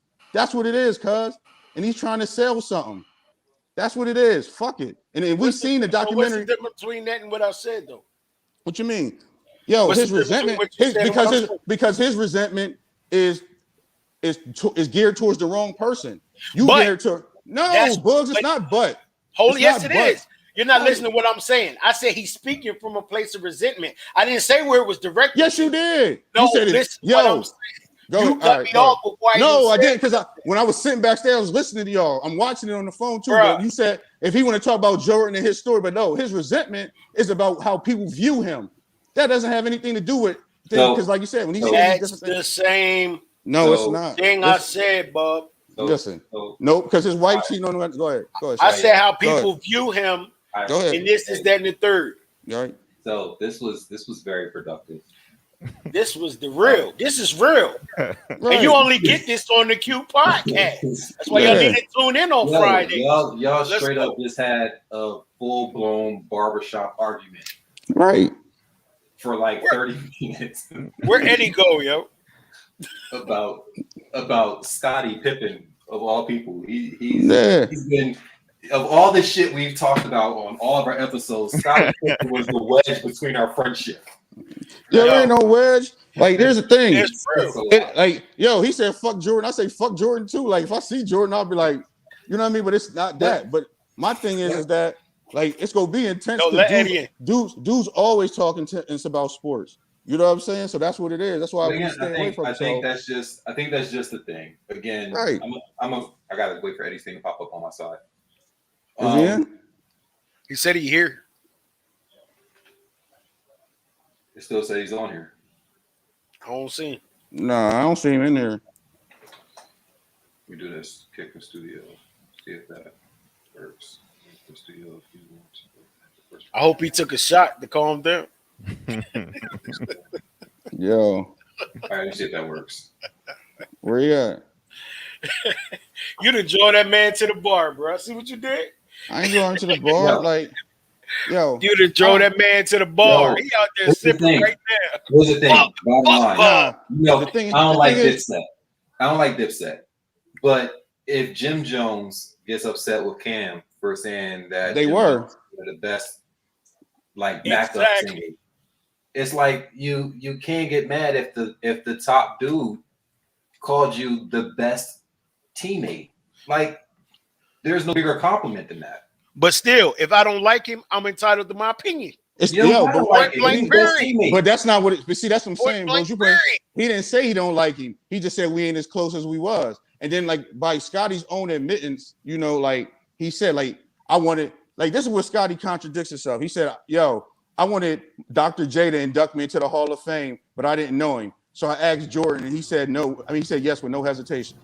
You know what I mean? Like, I think Scotty just goes through a lot of shit. Period. There we go. You know what I'm saying? Like, damn, like, what the hell? We playing musical cue? Like, what is you know what I'm saying? Like, what up? Shut up, cuz. Like, you know what I'm saying? Like, yo, he jumped cuz. right in, fitting in with everybody else. He just being petty as fuck because he can't help himself and shit.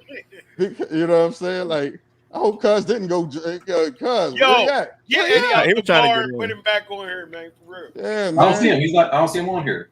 Yo, somebody call that man. You know what I mean? Ain't nobody on that shit. Like, he back there talking. He probably out front, he laughed at Steve's comment. He probably out front, comment. Walking around paces saying "fuck Bub." He ain't. Nah, it ain't that. Like, you know what I'm saying? Like, I would just like to say that PJ, you don't count. You don't got no job. You don't know what you're talking about. You was a black dot for 2 weeks. You don't even count. This is know about what I mean? you. This ain't got nothing to do with it. Yo, PJ, yo. I just want to say that Bub is the Kanye. Oh, see, that's why your stuff fell. That's why your stuff fell. That's why your stuff fell. That's why your stuff fell. He is. You are the Kanye of the crew. Yeah. That's why you over there wearing a kilt. That's why you know what I mean. When your thing fell, we see you was wearing a kilt. Yo, Eddie said he in there. You can pop up yet? Dang, he using the right link. How would he respond to this one if he wasn't? I don't know, cuz he ain't here. I still got my point across. You are the Kanye of sports. I'm not. Talk. This shit was toxic. Yo, PJ, I'm gonna let you finish. PJ. But you right. Yo, you absolutely right. Boog said somebody write a story about the Q, camp. and nobody's writing like, you know what I mean. He hate PJ. Don't do it. That's just some different. Like, Don't got do nothing it. to do with It's nothing. the same stuff, bro. No, it's not. Same situation. Yes, it is. I'm gonna write the book. There you go. There you go. So he's gonna be doing a publicity tour. Yeah, that's gonna be fun. This would be horrible. Yo, can we get Eddie on the screen? I'm trying to refresh it. I don't see him make it down there yet. He'll come in. Let's get to the heavy lifting though. Man, we're a whole hour and 15 minutes in. Let's get to the heavy lifting. Yeah, we'll just chop it in two.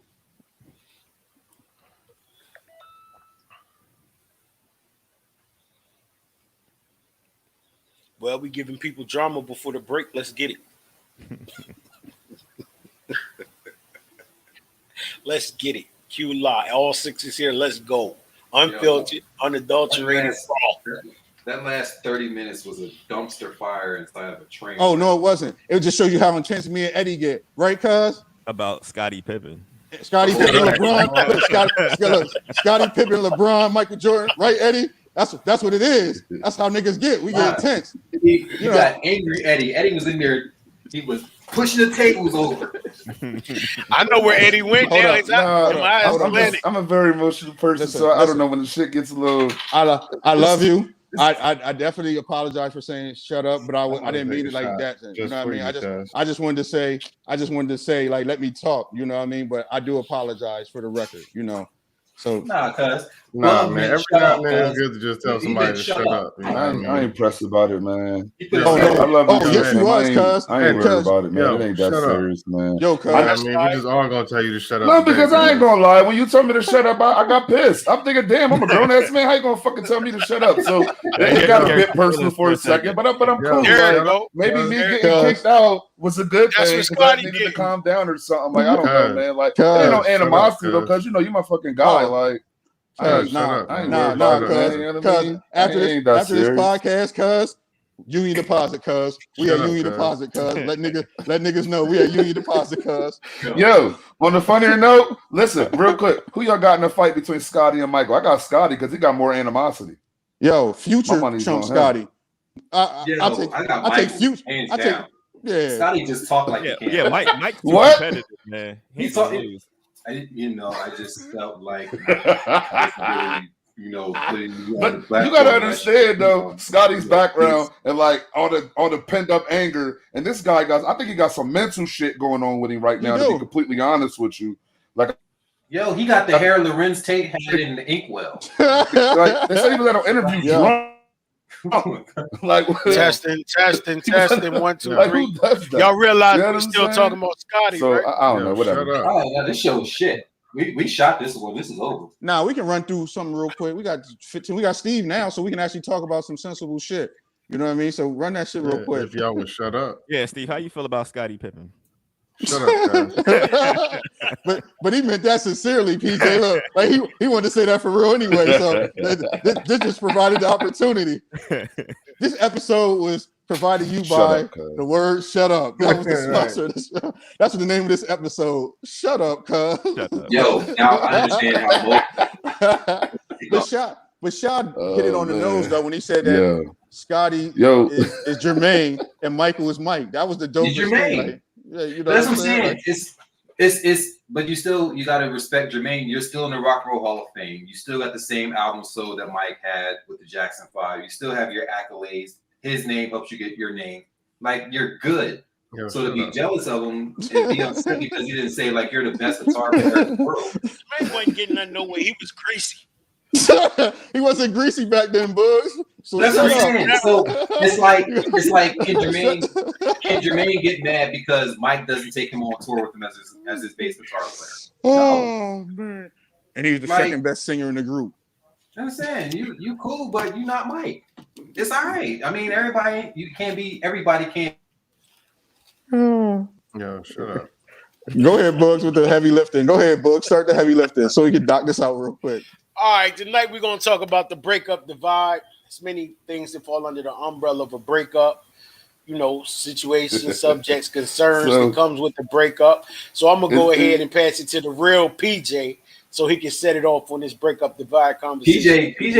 PJ's been silenced this show. I don't think he wants to. That's why he about to set this off. Let's go. Once y'all started talking about Scottie Pippen, that was it for me, man. Nah, PJ, you tapped out at Will Smith, so stop lying. Like, you know what I'm saying? Like, and plus you ain't sitting in the backseat of your car fronting, so you know it's different to be on camera. That's what it is. Y'all gonna have people thinking that man unemployed for real. That's fine. Like, you know, like when they see him in real life, that's like, right? Is he? I'm surprised ain't nobody ever type in and be like, does PJ really have a job? I'm waiting for somebody to say, nah, I work with him. Yeah, well, right. Don't hold your breath. Yeah, exactly. So with the breakup divide, let's get this real quick. So with the breakup divide, when you break up with your ex, are you allowed to speak? Are your friends still allowed to speak to your ex? Allowed to? Yeah. Fuck no. Allowed to. No, you ain't allowed to. And what's gonna happen if you do? Come on, PJ. Like, it depends. I mean, technically, it's not allowed, but should they still be in contact and communication with your ex? It depends though, because if them people, well, I'm speaking for myself. When we talk about communication, I mean, like if they talk and they speak when they see each other, they may go somewhere. The only thing it depends upon for me is if there was an existing relationship before our relationship. Now, if they had an existing relationship before me and that person hooked up or connected, that's different, because who am I to say, okay, you can't be friends with them because, you know, you my peoples and this, that, and the third. Now, if you met them through me, like whether it be my connect, like that's my connection and you capitalize off my connection, then I wouldn't expect, I mean, you can still be cordial, but I wouldn't expect you to have same dealings you would by me and you being in the same relationship, because I don't feel it should happen like that. That's just my opinion. I just think it depends on the type of relationship. If it's your ex-wife, like you said, or like a girlfriend, who gives a fuck? Like, you know, unless you like you said, unless you knew her beforehand. But does that go for family too, though? Like, should your family still speak to? I think it's a slippery slope, because you build relationships with people, and while you break up with that person, it's like you can't expect everyone to break those same ties at the same time as you do. Yeah, for some people, it's like it's gradual, because you have no idea what they're. I'm gonna interject because I think if I break up with a person, you said I love tonight, cuz shut up. I just think if I break up with a person, I think that my family should break up with the person too, because it's gonna be weird for my next person when I bring them around. So, what, you gonna bring my ex to the cookout? Come on, man. So hold on. That's why I said it depends. I think it's selfish to say that everyone has to break up with that person. What you do is you have to set boundaries and let them start to separate themselves in whatever feels right for them. Ain't no loyalty then, because I'm breaking up with my like if my son brings the girl around, no matter. Say you break up, right? You Okay. break up, and then your family's like, fuck her, and then you get back together like 2 weeks later.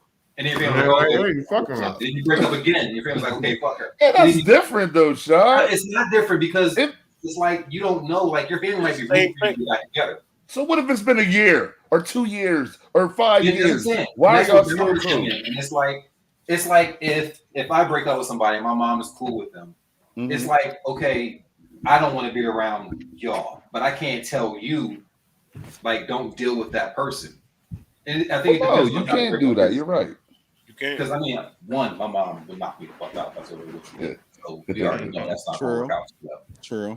So but I think there's like a level of what I feel comfortable with and what she feels comfortable with. If she's still cool with that person and they have that relationship, I can't be like, I need you to cut that person off because I did.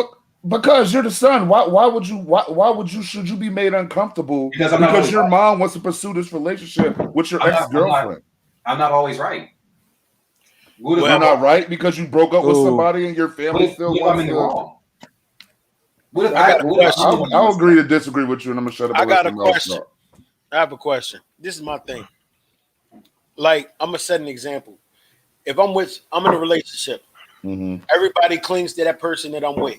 They love her as the person that I'm with. Okay. Now we're gonna say non-pre-existing relationship wise. I think there's different factors that go with it.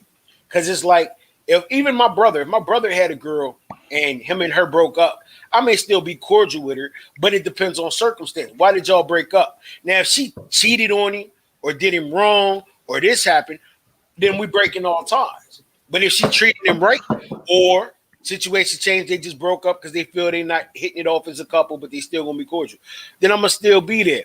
But my thing is, you can't make nobody stop dealing with. But it's ways you can. But hold up, it's ways you. Of course you can, Steve. But it's ways you can handle that. But this is the thing.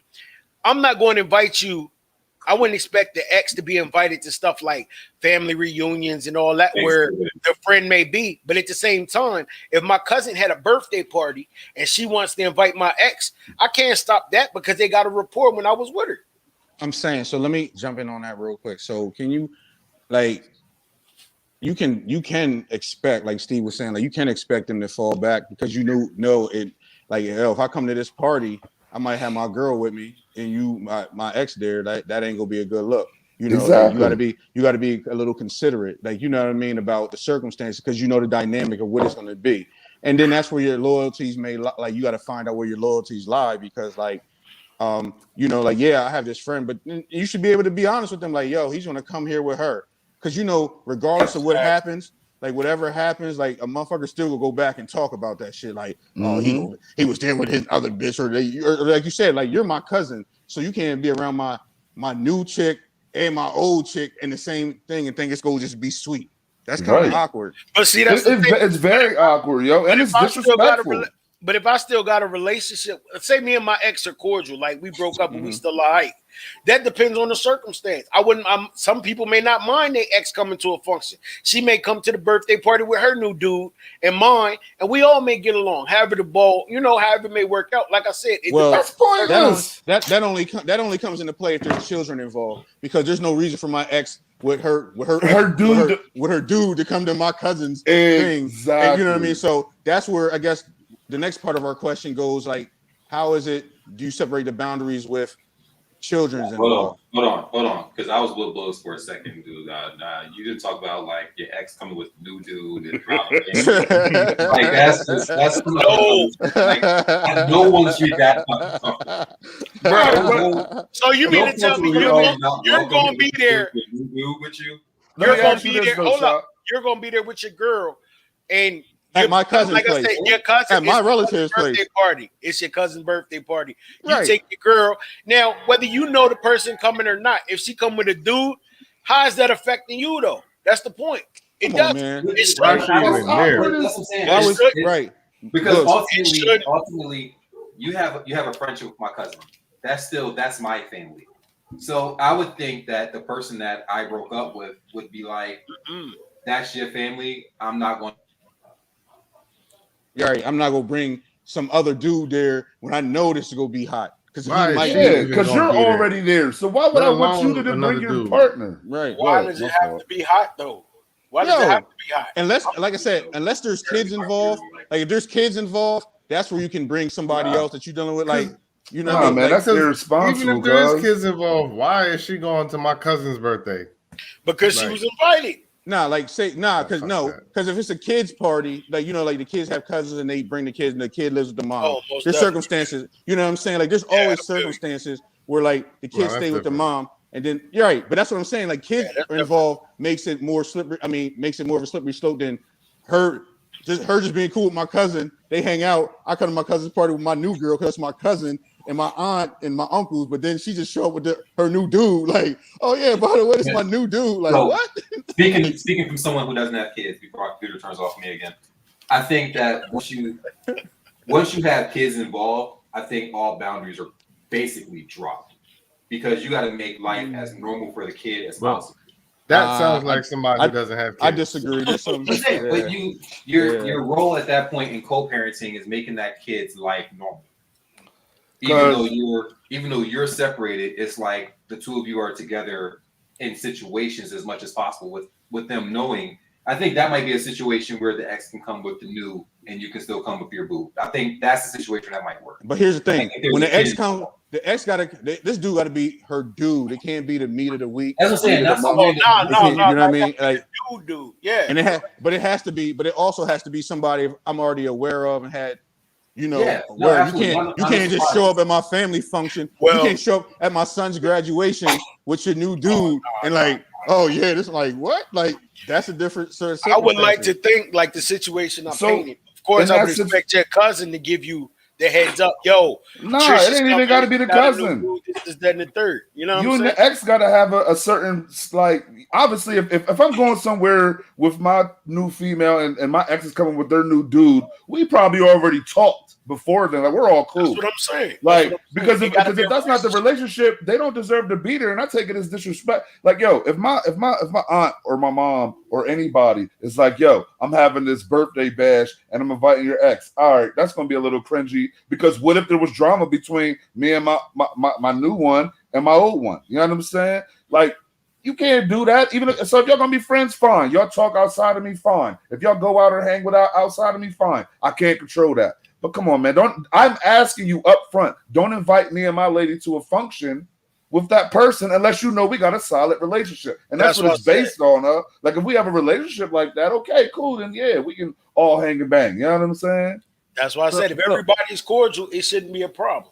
If you were with somebody for a long time and they got to the point to where they became practically best friends with somebody in your family, you're expecting them to break off their relationship because y'all broke off y'all relationship? That's what I was saying. No, not break the relationship, but just respect boundaries. They was practically best friends with me at that time too, and they ain't no more. So yeah, I'm expecting you to make the y'all, same sacrifice because. I mean, comment is thicker than blood. So never mind. Nah. That you're dumb.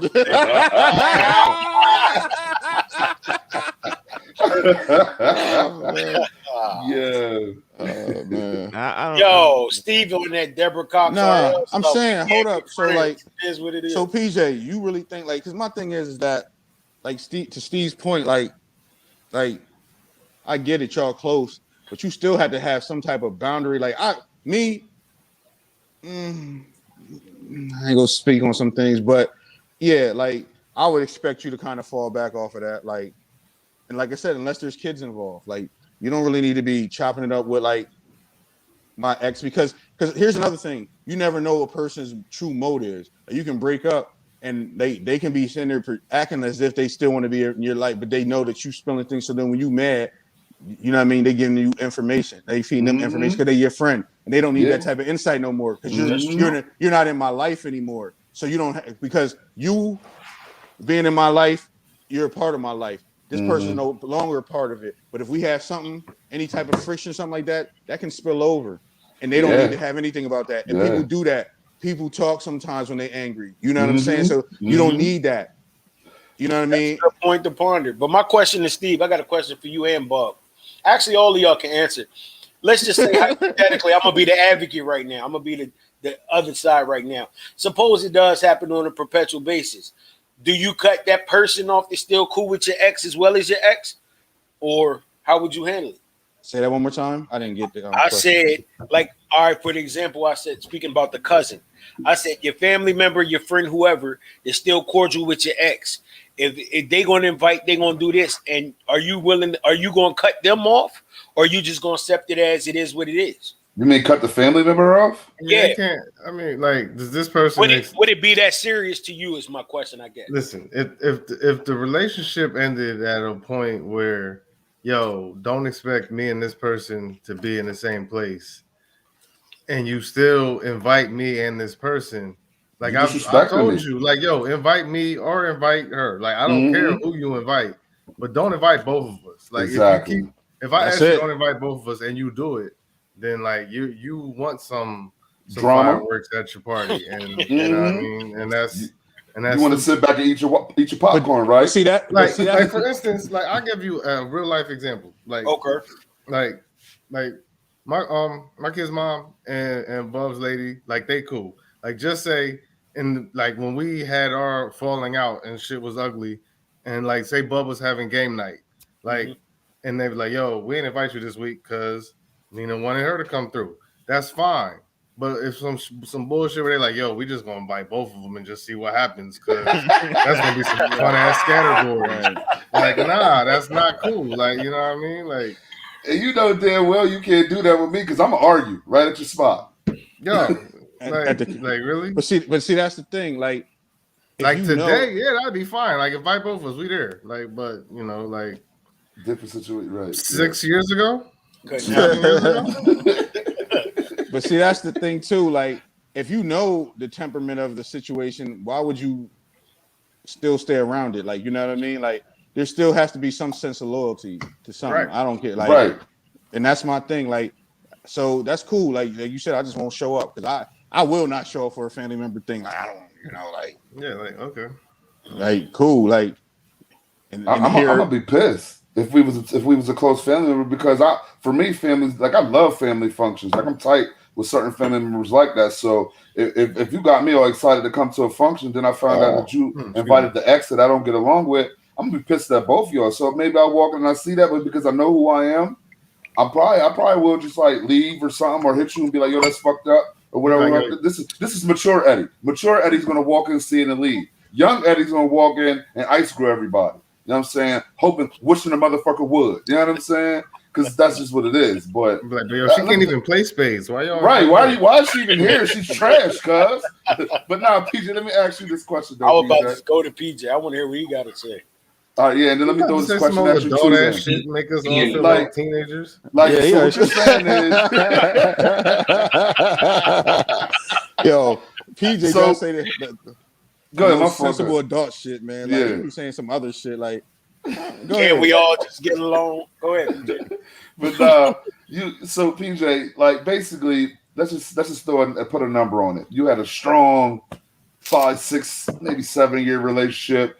At that point, your person's cool, and you can call her your wife, you can call her your girl, whatever, however you want to hit it from both angles. She's cool with everybody, the mom, the sister, whatever. Y'all have and I know the breakup matters. So let's say it was a bad breakup. I don't know, somebody cheated on somebody. We just can't get past this shit. That's what I right? said. Bad breakup. No. Now, let's not say somebody cheated on somebody, because if it's the chick that cheated, she wouldn't be allowed back in the family. Exactly, that's true. So well, say that's true. she- So you cheated then, and Say y'all she- broke up. Oh. And so now your mom or your sister, whoever she's closest with, is having a function, and they invite her. How do you feel about that? No. And you're looking forward to this function, I'm cuz. sorry, you asked PJ. I'm looking. Hold that thought, though, Steve. Yeah, hold it, Steve. We're coming to you. So this function already planned before we broke up? Damn, I ain't Nah, think about it's that. just moved after. Nah, Say it's a random. But so this is all after we all after Yeah, we broke up. yeah. Well, if I'm the one who cheated, it depends on how I'm Right. feeling. You know what I mean? I If hate I'm, him, cuz. I'm saying if I'm the one who cheated and she's gonna be there, that might be my opportunity To try get back. Yeah, That's you what know the I mean? family's So- invite. That's what I you know was what I thinking the mean? whole time. True, Like true, the family, true. Yeah. like your mom like her, so she like, yo, come over so you can see him still. Right. True. And then Now, she if shows up. If it's Yeah. the other way around, you know what I mean? There's bad blood, and I'm feeling some. First- Then I'm gonna feel some type of way that y'all even put her there. First of all, she cheats on me, Scottie Pippen game. Like, look, because I'm petty. Look, and she shows up at the family cookout, and my mom, I'm like, yo. First of all, my mom, she didn't get like, man, look, it's a different type of circumstance. Like That's come true. on, man, what you doing? What you doing? Steve, what you got to say? Yeah, go ahead, No, Steve. no, I'm just saying, like if she cheated and you invite her, fuck you forever. Right. Like, and Like, what you like, trying to prove? Like, why? That's Like, what I why? was getting at. And if I cheated and you invited her, like, yo, like, I mean, unless like I'm in on it, like, yo, invite her because I'm trying to like Get but, back with like, it. you know what I mean? Don't That like, after don't invite- cookout love is great. Don't bring that strife to me, like, you know what I mean? Like, if But that's the cheated- thing. Like your family might like your ex more than they like you. Damn. Listen. Well, then I mean that is what it is. Listen, It happens like that impossible. sometimes. That's impossible with my family, so I don't know. I don't know, man. You always got the cue. We like you. Yeah. No. All right. Well, let me ask But you. do we though? Do we really? Are exes allowed to come to funerals? Oh yeah. All What I'ma bets do? are off at a funeral. Jump I out don't- the I mean, casket. but you- God, bitch, I wasn't there. No, but do you feel some type of way about it though? Not your funeral. I'm saying like she shows up to a funeral with somebody that close to a family member. Here's the thing. Can't respect. All right. So when my brother died, I had just broke up with that person. You know what I mean? We were separated for a few months. I was with somebody else. She showed up at the funeral. You know what I'm saying? So I wasn't offended. You know what I mean? Like that's like That's you know what I mean? different Like that's circumstances, that's a different circle. I think the thing is, I think funerals are the one place. As long as it wasn't anything super stupid and outlandish that you did, like you ain't stab me or go to jail. Like we just, like we just broke up, but you still show up as a mutual respect for that person because I know you adamantly had some interaction with that person. Cool. Funerals is different. Like now, don't stay for the repast. Like you can come. You can't come eat. Nah, you can't eat. You can't eat. Look, PJ, So, you can't. so they walk in and you be like, you got the unmitigated goal to come and get a plate. Listen, look, you can be in that line of people who you don't even be knowing that be wanting to give you them hugs. Like, you know what I mean? The people that used to work with them or the people that tell you them shit that you don't even care about. But you can't sit down and eat with us. You can't do that. No chicken and green beans. Right. It was an open game as long as you wasn't having sex with the person that's dead. What? Say that again. It was an open game as long as you weren't having sex with the person that's dead. Oh, they wouldn't be knocking on my family member like that. Right. Crazy. So you was doing me dirty like that. Damn, dog. You gotta get the fuck out. That's Nah. a twist right there. Nah, you Plot twist, right? Here's the thing. I'm so confused. I just want, like I said, you can stay for the view. You come for the viewing and the funeral. You just can't stay for the food. You can't get that ginger ale fruit punch shit with the ice cream in it, or the sherbet, or you can't get none of the chicken with the green beans. Chicken and the That's green it. beans, Yeah, right. You know what I'm saying? Like outside that, like Oh my God. funerals are off. It's like I said, as long as it wasn't no crazy disrespect. Like, you know what I mean? Like people, you can do that. I feel if you come to a funeral anyway, that means both of y'all had mutual respect for the person that passed. So y'all both should be able to be adults and be cordial during that out of respect for the person who passed. That's But just normal my people will, unless you're Kanye West. Yeah, there you go. Or Scottie Pippen. I can't believe that Jordan came here. The audacity of him. Listen. Or the real PJ. You know what I mean? Like, Oh. because the real PJ would never do something of this such. He thinks that. Oh What do my you think, God. PJ? Do you think a funeral is cool and like people can come through? Like, you know? Yeah, definitely. What about a wedding? Plate? What about a Get my wedding? plate? What about a Yeah, wedding? that was gonna be my next question. A wedding. Yeah, because like in soul food. Yeah. You know what I'm saying? Like, It's the same thing. They coming to pay their respects. So they was Nah, invited. you They're can't not just come to going a to show wedding. up, but you're not just going to show up in no wedding unless you was invited. So that's not on you or the other person. Somebody had to send them an invite. They ain't just going to come out the clear blue and be like, "Oh, so and so getting married. I'm gonna show up at my ex's cousin's wedding or whatever." That don't happen. So they had to have an invite to get in the door, bro. That means they homies then. nah, black people show up to weddings sometimes just for the hell of it too. Yeah, Don't front, Bugs. You've been black your whole life. You know, like That's what I'm saying, yo. look, black people will take a head count and still show up with an and 4. Look, not an and 1, an and 4. Like, and then be like, yo, is it cool? It don't matter. They here now. Like, you know what I'm saying? Like, Unless you hit her with I only paid for 50 plates. That makes 53, so no. Or you be like, "Where's your invite?" yeah, man. Like, oh my It goodness. is what it is. yo, that's I'm funny. tired Like, of shit, man. My bad. yo. Oh yeah. But nah, I do want to plug the You got kids. that Though. bullshit Kids on. make a difference. Kids, Don't be mad because Miami stomped y'all. My bad. but nah, kids does make a difference. Kids definitely makes a difference because I mean, kids is a touchy subject. They just, you overlook some things when there's children involved, and that's the expectancy. Not saying, hold up, not saying it got to be 100%. Who was but cutting you off?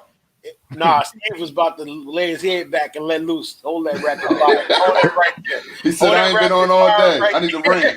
Let me Hold say, that rapid fire let right me say, the word of the day for the Q Law Familia podcast was what? Shut up. up. You know what I mean? Like, today was sponsored by Shut Up. Like, my fault, But cuz, yo. for real. Like, I really apologize, cuz, like, for real, cool, from man. my heart. Like, you know what I mean? Like, straight up. But That Yo, shit was damn. perfect. Bub, let Bugs finish his point, man. Yo, shut You on that that shit up, Kanye? cuz. Like, You on that Kanye? Wrap it up, B. You on that Kanye? I'm gonna let you. I'm gonna let you finish, but my bad. Nah, but real talk, that was it. I was just saying, kids, I know, we been knew you and I was want to done. hear what Steve. I want to hear what Steve got to say because I know he got a rebuttal though. I don't even remember, man. I don't, yo. Like, no, I don't. I mean, like, nah, that kid shit can be a cop out. But yeah, It can. yeah. It can be. Kids can be. because All I right. mean, like, it depends on what the event is. Because there's still like, nah, man, that kid shit is a cop out. Yeah, you can't show up at my cousin's wedding. You don't need to be there. They can drop little so and so off. You know what I mean? Like, and birthday parties too. You don't cookouts too. You don't need to get. You can get a plate to go. Maybe you get a plate when you pick them up to leave. But you don't need to stay here and joke with us. Nah, Yeah. nah, it's real. It's real. Nah, Like- I'm just saying, like, What do I need to look at her for? Just so she can be around my family again? Nah. But see, that's the thing. You focused on it. Now, I wouldn't pay him no attention, to be honest with you. That's because you want a sister wife. Especially if I'm you waiting for that. I don't know what you're talking about, my brother. Yeah, I bet. Yo. Oh man. Oh, but I do want a question. I got a question point to ponder. Like when we speak on this now, PJ Yo, shut up, relate, cuz. Eddie can relate, Bub can even, all y'all can relate to this, but I don't know if everybody want to answer this. Now, is it automatic? Who stated the rule? Is it automatic when you marry and you split? Now, how do you feel about who gets what? Now, I'm gonna start with the house. Do you feel the females should automatically get the house or the stuff that y'all built?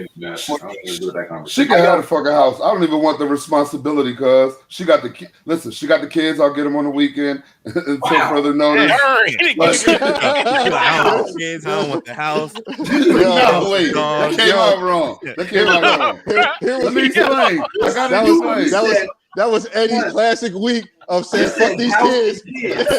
Eddie's classic line of "fuck That came these out kids." wrong. That came out wrong because of my job. Because of my job, I can't have the kids like through the week type situation or whatever. So yeah, the house. She can even have a car. Like, dude, I can live in my truck for a couple months so I get on my feet. Like, I don't care. Like, I'll get my kids when I'm in town. I'll finally get a spot at some point. I'll get a new fucking car. If like, I'll leave her everything. And even if the car's in my name, you can have it. I'll still pay for the shit. Because if I end in my situation, it's going to like end on a positive note. Like, we have such a who we are at this point of life. I don't feel us ending on the animosity type thing. So unless like if I'm angry, that's when I can get like vindictive, or maybe that's not the word I want to say. Maybe it is. Okay, That's the word you meant. That's the word. Go ahead. So Yeah, Bob, being the one like childless, I think if you have kids, then whoever is going to have the kids should keep the house. I agree. Outside of that, everything else needs to be sold.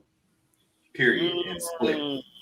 Like No, why would you sell it? If we You can sold- have the house and everything in it, cuz it's yours. Like, I'm starting That's the over. house.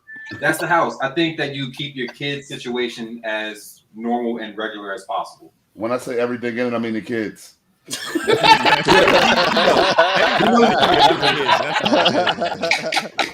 We know. If you don't have kids, Shut up and everything fuck is them sold. kids. Like that's that's the whole If you thing. don't have Like, kids, everything is sold. but it only There's works no if you hang on take care of your nothing. We're not kids. splitting nothing. You Everything can't got say to fuck them kids if you don't take care of your kids. That's real. Real talk. That's Real real. Yo, PJ, how you feel about it, man? Nah, I agree with Shad. Like, if whoever's going to have the kids, the majority of the time, I think that would be the easy. Just or not even that. Whoever's the most or the least stable, I guess. You know what I mean? Like, if it's easier for you to go out and find yourself a place, then leave the house. You know what I mean? Yeah. But wherever the kids are going to be. What? If it's less stable for you to get the house or to be in a home, then you don't need to have the kids, which means you don't need to have a house. I'm confused. I understand what he's saying. Go to the YWCA. What? Nah, cuz that's bullshit. You gotta send them to a shelter. Hold Let's up. keep it in the house. You and the kids go to a shelter. You gotta say PJ, you can't have my kids. That's because he PJ. has a puppy. Like, you gotta understand I would be where some of this stuff is coming from, yo. Yo, Steve, what you feel? Yo, I'm not experienced enough to speak on that topic. No, because PJ said, like, if a person, like, if you can really financially take care of yourself and step off, you should leave the other person in the crib, right? Is I that what agree you're with saying? that. Yeah. Nah, I mean, why though? I guess the old pretense was that the woman stayed home at the time, and that's why she would get the house when the man left because the man worked. But if it's the what about woman, if the it's, woman went back home with her mom.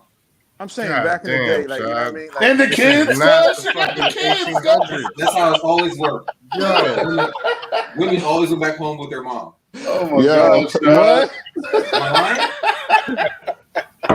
This is what happens. I'm wrong With, this is I'm like sponsored Eddie, by shaking the tables. Where am I wrong at? fuck them kids, some Duce, shut up, bad relationships, like Scottie Pippen, Kanye Kanye. West, like, you know, like It's what it is. old men getting tired. That's what happens. Like, like, after a long week, jeez. like Yo, while we on this subject, I do got a Just question. go home with your mom.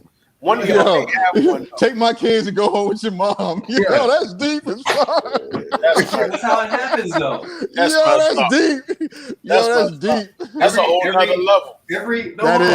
Hold on. Black.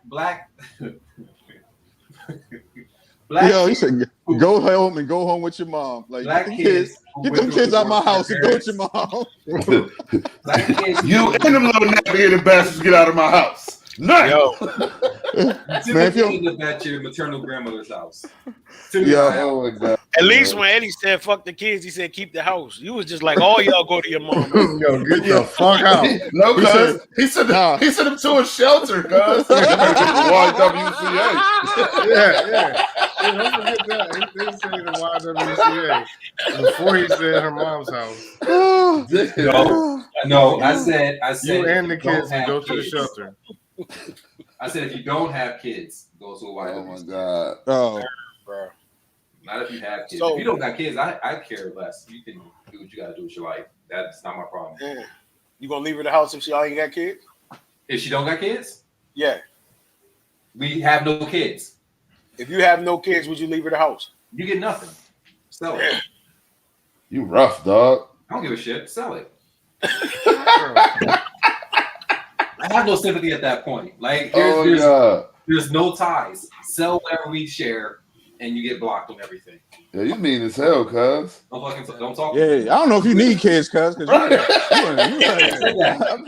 said that. You said you're never actually 100% ready. Like, no one's ever that prepared. You'll be fine. No, I told you. It's a learning not that experience. point yet. Yo, hold up. First of all, was any of real quick on that note? Was any of us prepared for to have a kid? No. After I found out she was pregnant. No. I think that don't count. People prepared to have babies. PJ, here you go. Look, listen, here you go with this adult answer. I'm PJ. so sick of him being responsible. Hold on, man. Cue the man. Let the man speak. Nah, man. You can be prepared to have a baby, but you're not prepared for the kids as they grow up. True. Yo, PJ. Why ain't talking about, bro? We just talking about, was you prepared to say when she said, "Hey, this test got them 2 lines"? Was you like, "Oh shit," or was you like, "I've been waiting my whole life for that"? You know what I mean? Was you like, why y'all always gotta make things so difficult, man? Because PJ, we don't live in that world you live in. You know that make believe time where you had the time to plan out everything. We live in reality. PJ, don't answer that question, cuz. You have a very sound relationship. Do not answer that question. That shit's in the wind, and whenever you decide to answer that 72, right. She pays all the bills. You stay at home and draw a crayon. I know she's sitting right there. And then you know what I mean? Like we get She like this. Like, y'all long-winded, man. Listen, because then nobody asked about being a great parent. We just said when Sean said being prepared for a parent. Said none of us was prepared for being a parent. We all was like. Yeah, I mean, we knew what we was doing, but then when she's like, "Oh yeah, it's confirmed," like, "Oh shit," like man, like maybe I gotta. Oh, cool, I got this on the way. Like that's it. Yo, the minute I found out, the exact week I found out with my oldest, the week I found out, I went out and got me a part-time job. I was like, time to scramble and hustle. I want to tell y'all what I did with my first. I probably shouldn't. That's not the route to take. Yo, finish off the show right. Look, finish off the show right. Go ahead. No, I want to hear it. Go ahead. That's not the route you took. I want to hear it. That is not the route that I took. Matter of fact, Sean, you know exactly what. That's not the route you took. And he was like, "Oh shit." I'm not even, you know what? I'm not gonna, my daughter might actually be listening, so I'm gonna just shut up. Nah, but I'll jump in. I'll say honestly, like exactly. That's how this nigga ain't got no kids. Yeah, what the fuck? Yeah. I was prepared because I went to the puppy store and I was like, yeah, I need a kennel. Oh, what the fuck? Oh my god, yo, y'all killing me, man. I'm tired, man. Nah, real shit, real quick. Like honestly, cause you got hit with parenting earlier than anybody else in the crew. I was 19, man. And you stepped up to the plate. I mean, Bub kind of pushed you to the plate a couple times. But I got pushed. I ain't gonna lie, I was a little mature. You got pushed I a got couple times, pushed. but you stepped Mhm. up, and you have a great daughter. I love her too, man. So She's I mean, great. kudos to you for adjusting as fast as you did. It took you a little bit, but you adjusted and you made the shit work. So yeah, there's a lot of appreciate it, respect. cuz. Thank you, man. I mean, for all y'all, honestly, there's a lot of respect for y'all as fathers. Nah, we ain't talking about them. We talk about me, cuz. I'm Pippen over here. I ain't as a parent. Look, tell him, cuz. Don't be slighting your fatherhood. Look, Don't you know make me what I'm write a saying? book job. Don't make me write a book. You did a great job as a father. You were No, I'm not tripping. You were not the best teammate. Nah. You did a great job as a pops. I'm tripping, man. I'm Much tripping. respect to y'all for that. Oh man. Damn, cuz I want to join Steve. You work tomorrow? Nah. I do. agree. I got- Because he was taking them back. Like, look, he was taking them Jones back. PJ over there yawning with his kilt on. You over there, you know what I mean? Me and you. With a was kilt attention. on? You got a kilt on. Yeah, when your screen dropped earlier, we see that you got a kilt on, but don't show it. We smooth. You know what I'm saying? Like, your screen Yeah, what's dropped crazy earlier, is like- I can imagine you would have killed him with that. Yeah, he I don't do. wear a kilt ever in life. Because you're the sensible adult who has a different type of rationale. You're not prepared to have children, but you don't expect to. Like he says that, like what he said is, you are prepared to have a child. You're not prepared to watch him grow up. What kind of bullshit? Y'all only saying that because y'all kids are still little. Who's what? My You kids didn't are say- old. You didn't say it, Eddie. Oh. I was talking about Stephen Bob is the first one to be like, oh. Nah. Yo, hold up. How old is your kids get a little bit older? How old is your youngest? 14. Okay. So my oldest is 10, so it's only 4 years, and it's a girl. That makes it. Hold up. No. 4 years is a See, huge no. difference. Let me. And Steve and Eddie can attest to this, and Bugs. A daughter is a different animal from birth. I get that. Yeah. Yeah. No, you don't get that because until you experience that, it's nothing. It's nothing like a daughter. Like they just have it. And I got 3 of them, cuz. Yeah. That's why he talked like that. That's why he just be. That's why he just goes over it because in a house full of women. Like, That's why he's got the hell out. Yeah, man. Like, Eddie been telling me to shut up. Now you telling me to shut up? listen, I'm telling you, PJ, daughter. Eddie been mad since 2002. Women are born like that, PJ. Like they born like that. They just get. I'm telling you, it's a different thing. Nope. Yo, I stay at the range. Eddie was like, I'm tired of people telling Trying me to to tell shut up. you. Fuck this. I'm tired of it. Cuz Nah, he's just like good. He's a dude. I get smart with him. I ain't getting smart with these women. They go, you know what I mean? They go feel a different way. Yo, let me plug this right quick. I want to ask a question before we go ahead and cut off tonight. I do want to plug this since we on the break up the live. Hold on, bro. We might as well ride this out. How y'all feel if y'all already have them? Some of y'all already have them, like PJ. I don't know. How y'all feel about once you married or whatever, joint bank accounts in the breakup divide? Would you we even got have that. a joint bank account? Would you even have a joint bank account first? I have a And joint- secondly, you know, And the how would you word is handle that? no. No. That's Okay. okay. No. I'll put you. All right, Steve. I'm not experienced enough to speak on it. So Eddie. No. Y'all asking the wrong person. Let's ask the real PJ so he can say the mature answer. Get that bullshit out the way. I was going to Go ahead, say this PJ. maturity for last. Go ahead, What is the PJ. question? The question is, since we on the breakup divide, first off, would you have a joint bank account? Yeah. And if you did have a joint bank account, say you was married for years, you know, both of y'all been contributing. And of course, you may be able to keep up with who put what in, but let's just say you're not. How would you handle that? Split it. That's it. Everything in that account, if you were putting in more, you would split it down the middle? Yeah. Because once it's in the account, it's both of y'all. So Even if you were putting in like 75 and she was doing I'm 25. sorry. I believe he said I'm yes. sorry. No, PJ. I don't Yeah. agree. I'm gonna tell you like this. Hold on. I got a homie who I currently have a shared joint account. Hold with up, my wife. because I wanted Hold on, to Go say. ahead. Let's What's Steve he gonna finish his talk joint about, real the quick. puppy? Oh, Hold on. No, I do it. got a homie who had who him and his wife, they had a shared bank account, and he said when they got divorced, he kept the account active. He actually kept putting money into the account because you know what I mean it was an easier way to shoot her shit off. So but yeah, I mean, but again, me personally, I have no idea. But I mean, I'm not even like I'm horrible with money, so I would need to have a joint bank account just to make sure that we don't lose everything. I got you. That's me. Bob, you said no from the gate. I heard that. What about you, Eddie? Then we're gonna go to Shai, because Shai really got something you want to say. But go ahead, Eddie. So I have one, and I'm like Steve. I'm horrible with money, also. So, like, I definitely put more money in it than she does. Half the time, she ain't putting up. Be careful, man. Be careful.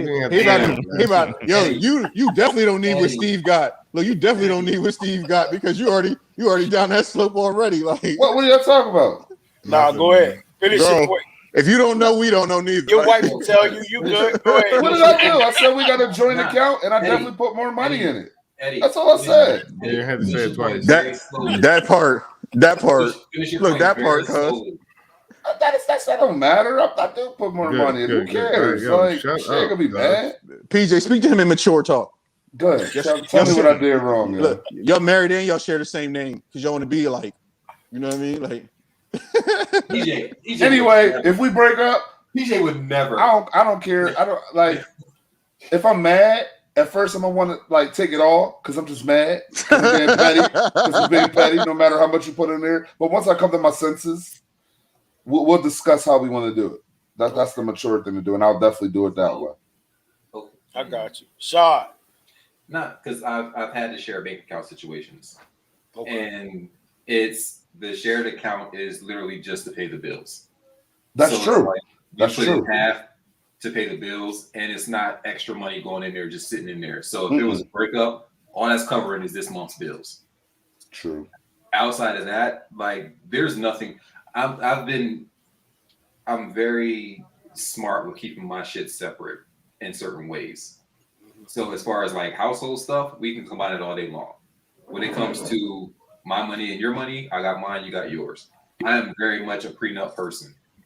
Like that's how I am. I mean, that's what my shit, joint. he's stuttering. My joint account is for our bills and all that stuff. But I have my own money. Exactly. We both have our own separate accounts, but we also have like joint savings as well. So that money will be split.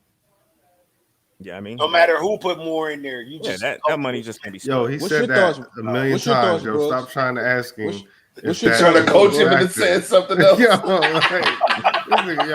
but what if you put 77% in and she put 23? You still going to do it half? Nah. What was your thoughts on it though, Bugs? What if it's 85-15? You know what? Honestly, I'm gonna put it this way, and I'm gonna be 100. I always said I would never, ever do it. But with my queen now, of course, I'm comfortable with it because number one. So y'all all trying to set up for the love making tonight. No. I don't have no. You understand, Bob? But see, this is the thing. I don't have one. We don't have one right now. But I'm saying I would feel comfortable doing it now. But I don't have one. You see what I'm saying? But just know if something happened down the line, if I put in 84.2.000, then that 84.2.000 is coming. What have you been drinking? I don't understand. Why would you be putting that much more money into it? You said you don't understand why? No, I said hypothetically. No, I was hypothetically speaking because if I put XYZ, I mean, you never know what can happen. It could be points to where, okay, I work at the hospital. Put more money in because you make more. But see, this is the thing, though. You hear financial hat PJ though? No, he said, "Why would you be putting that?" No, hold on. Like, I was feeling that PJ. Hold on, like more because you make more. That's still just to cover like these current bills and shit. Yeah, I agree with that. But what I'm okay, so I'm not putting money in there for March's bills in this November. But like I was saying, if there's a situation where, say, I work at the hospital, okay, say I ain't want to take vaccine, I ain't get the vaccination, and this is then third, so I'm laid off for, let's say, a year. I could be laid off for a year and a half. She's still putting it into the account, so maybe she may have 84 point whatever in there. Now we break up, and I was laid off for 2 years, and she put most of the money in there. Is it fair for me to go in there and say, "Yo, I'm taking all the money out," or either I'm taking half? Apparently, you feel like it is. What do you put money in this account for? It's just it depends on circumstances. I said if I was putting majority, you feel me? If I was putting majority, that's different. But like I said, each How case is it different?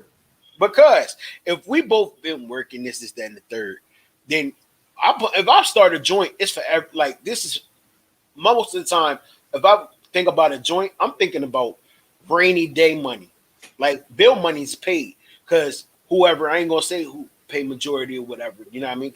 It is what it is in my household. That's our business. But what I'm gonna say is this: I handle mine, but that would be rainy day money, travel money, expense money, this money.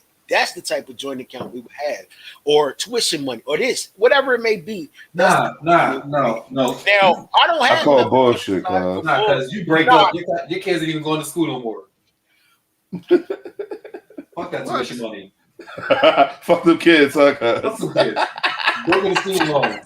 No, cut his mic. You can't even cut his mic off. Right. Turn my mic off, because no one ever. It's all right. Your internet's gonna drop in a second.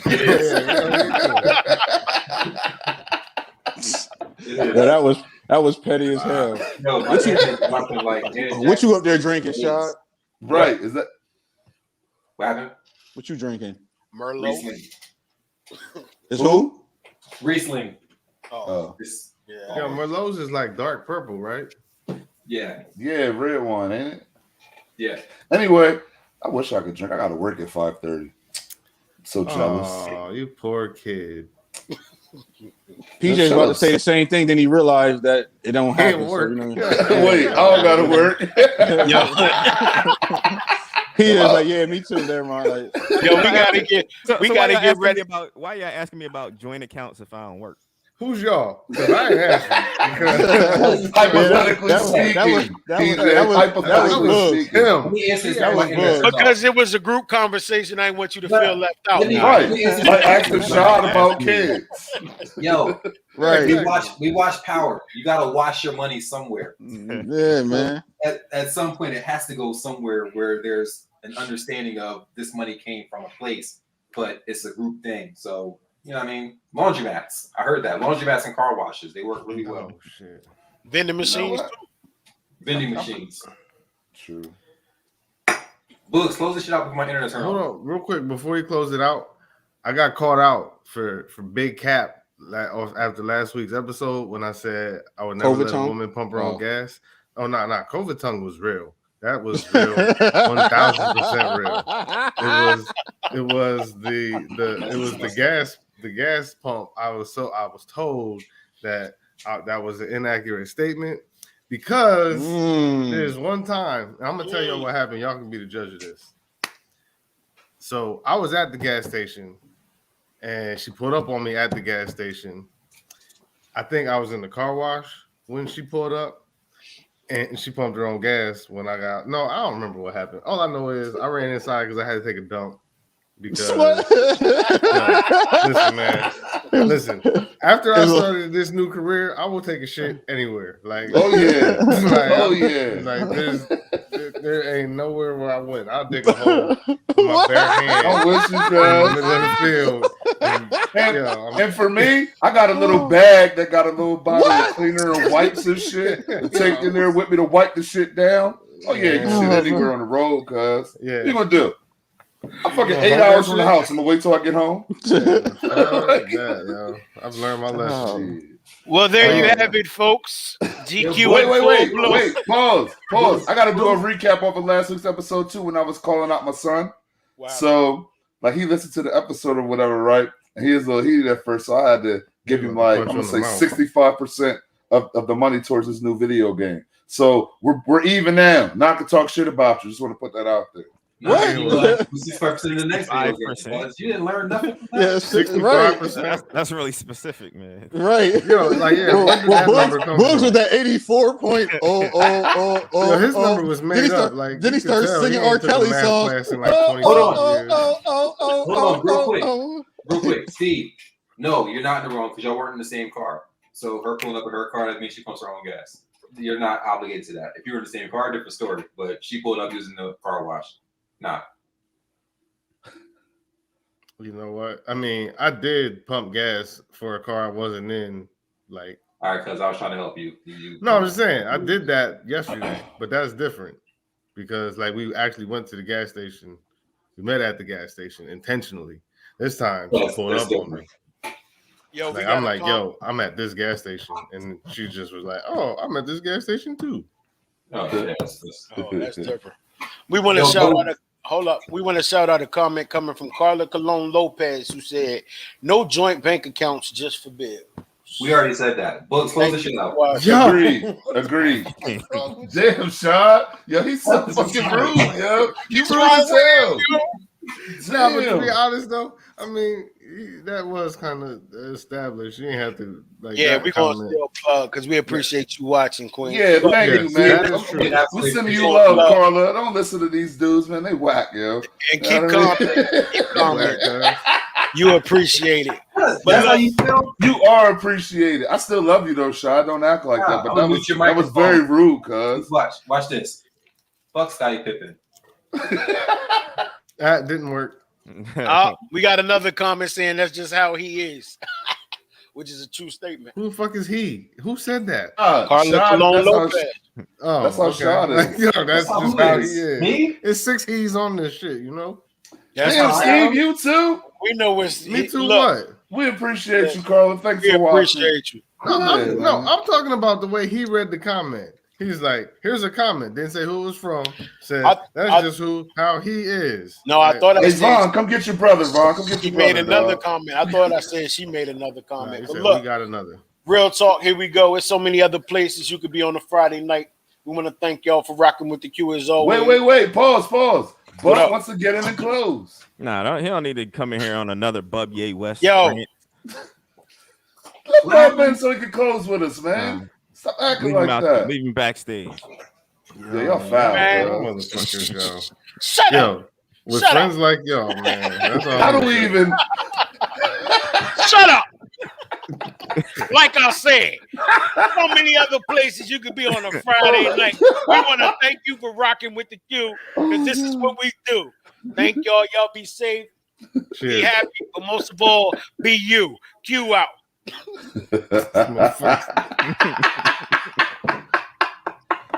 Y'all niggas. Yo. Y'all some crazy niggas. And we Oh still man. Y'all see this timer up in the corner? Yo, Oh, fuck shit. it. Yo, we're It still don't even live. matter. Like, it's over. Yeah. we still on. I mean, I'm listening to this at work tomorrow. Look, Fuck it, we'll do it live. We out. We out. that's it? Y'all shut up. We out. That's it. I mean, we Bub ain't Ye out West. until we out. Like right Nah. now, we on. Forget PJ and his video hoodie because he tried to talk about me behind my back. That Nah, I knew you was Bugs, nah, Bugs. That book, that's me writing on PJ in that medium hoodie. You know what I'm saying? Like that's what I'm saying. Like Oh, that's what it is. Wow. And it's Shots killed. fired. He said You you know got what? CEE hoodie on. Yo, because he gonna say, Bub Ye West, you stupid, man. I mean, that You was say, crazy. wait, you said Bub Ye West? No, Yeah. Vaughn said that's that. what Vaughn name. said. All them rants that be going on. Right. Yo, we done? We done. We done. I mean, we ain't done until the thing say we done. Right now, Yeah, it say we we ain't still done. live. Still waiting on him to push the button if he got the Wi-Fi. He the one that's talking about is we done.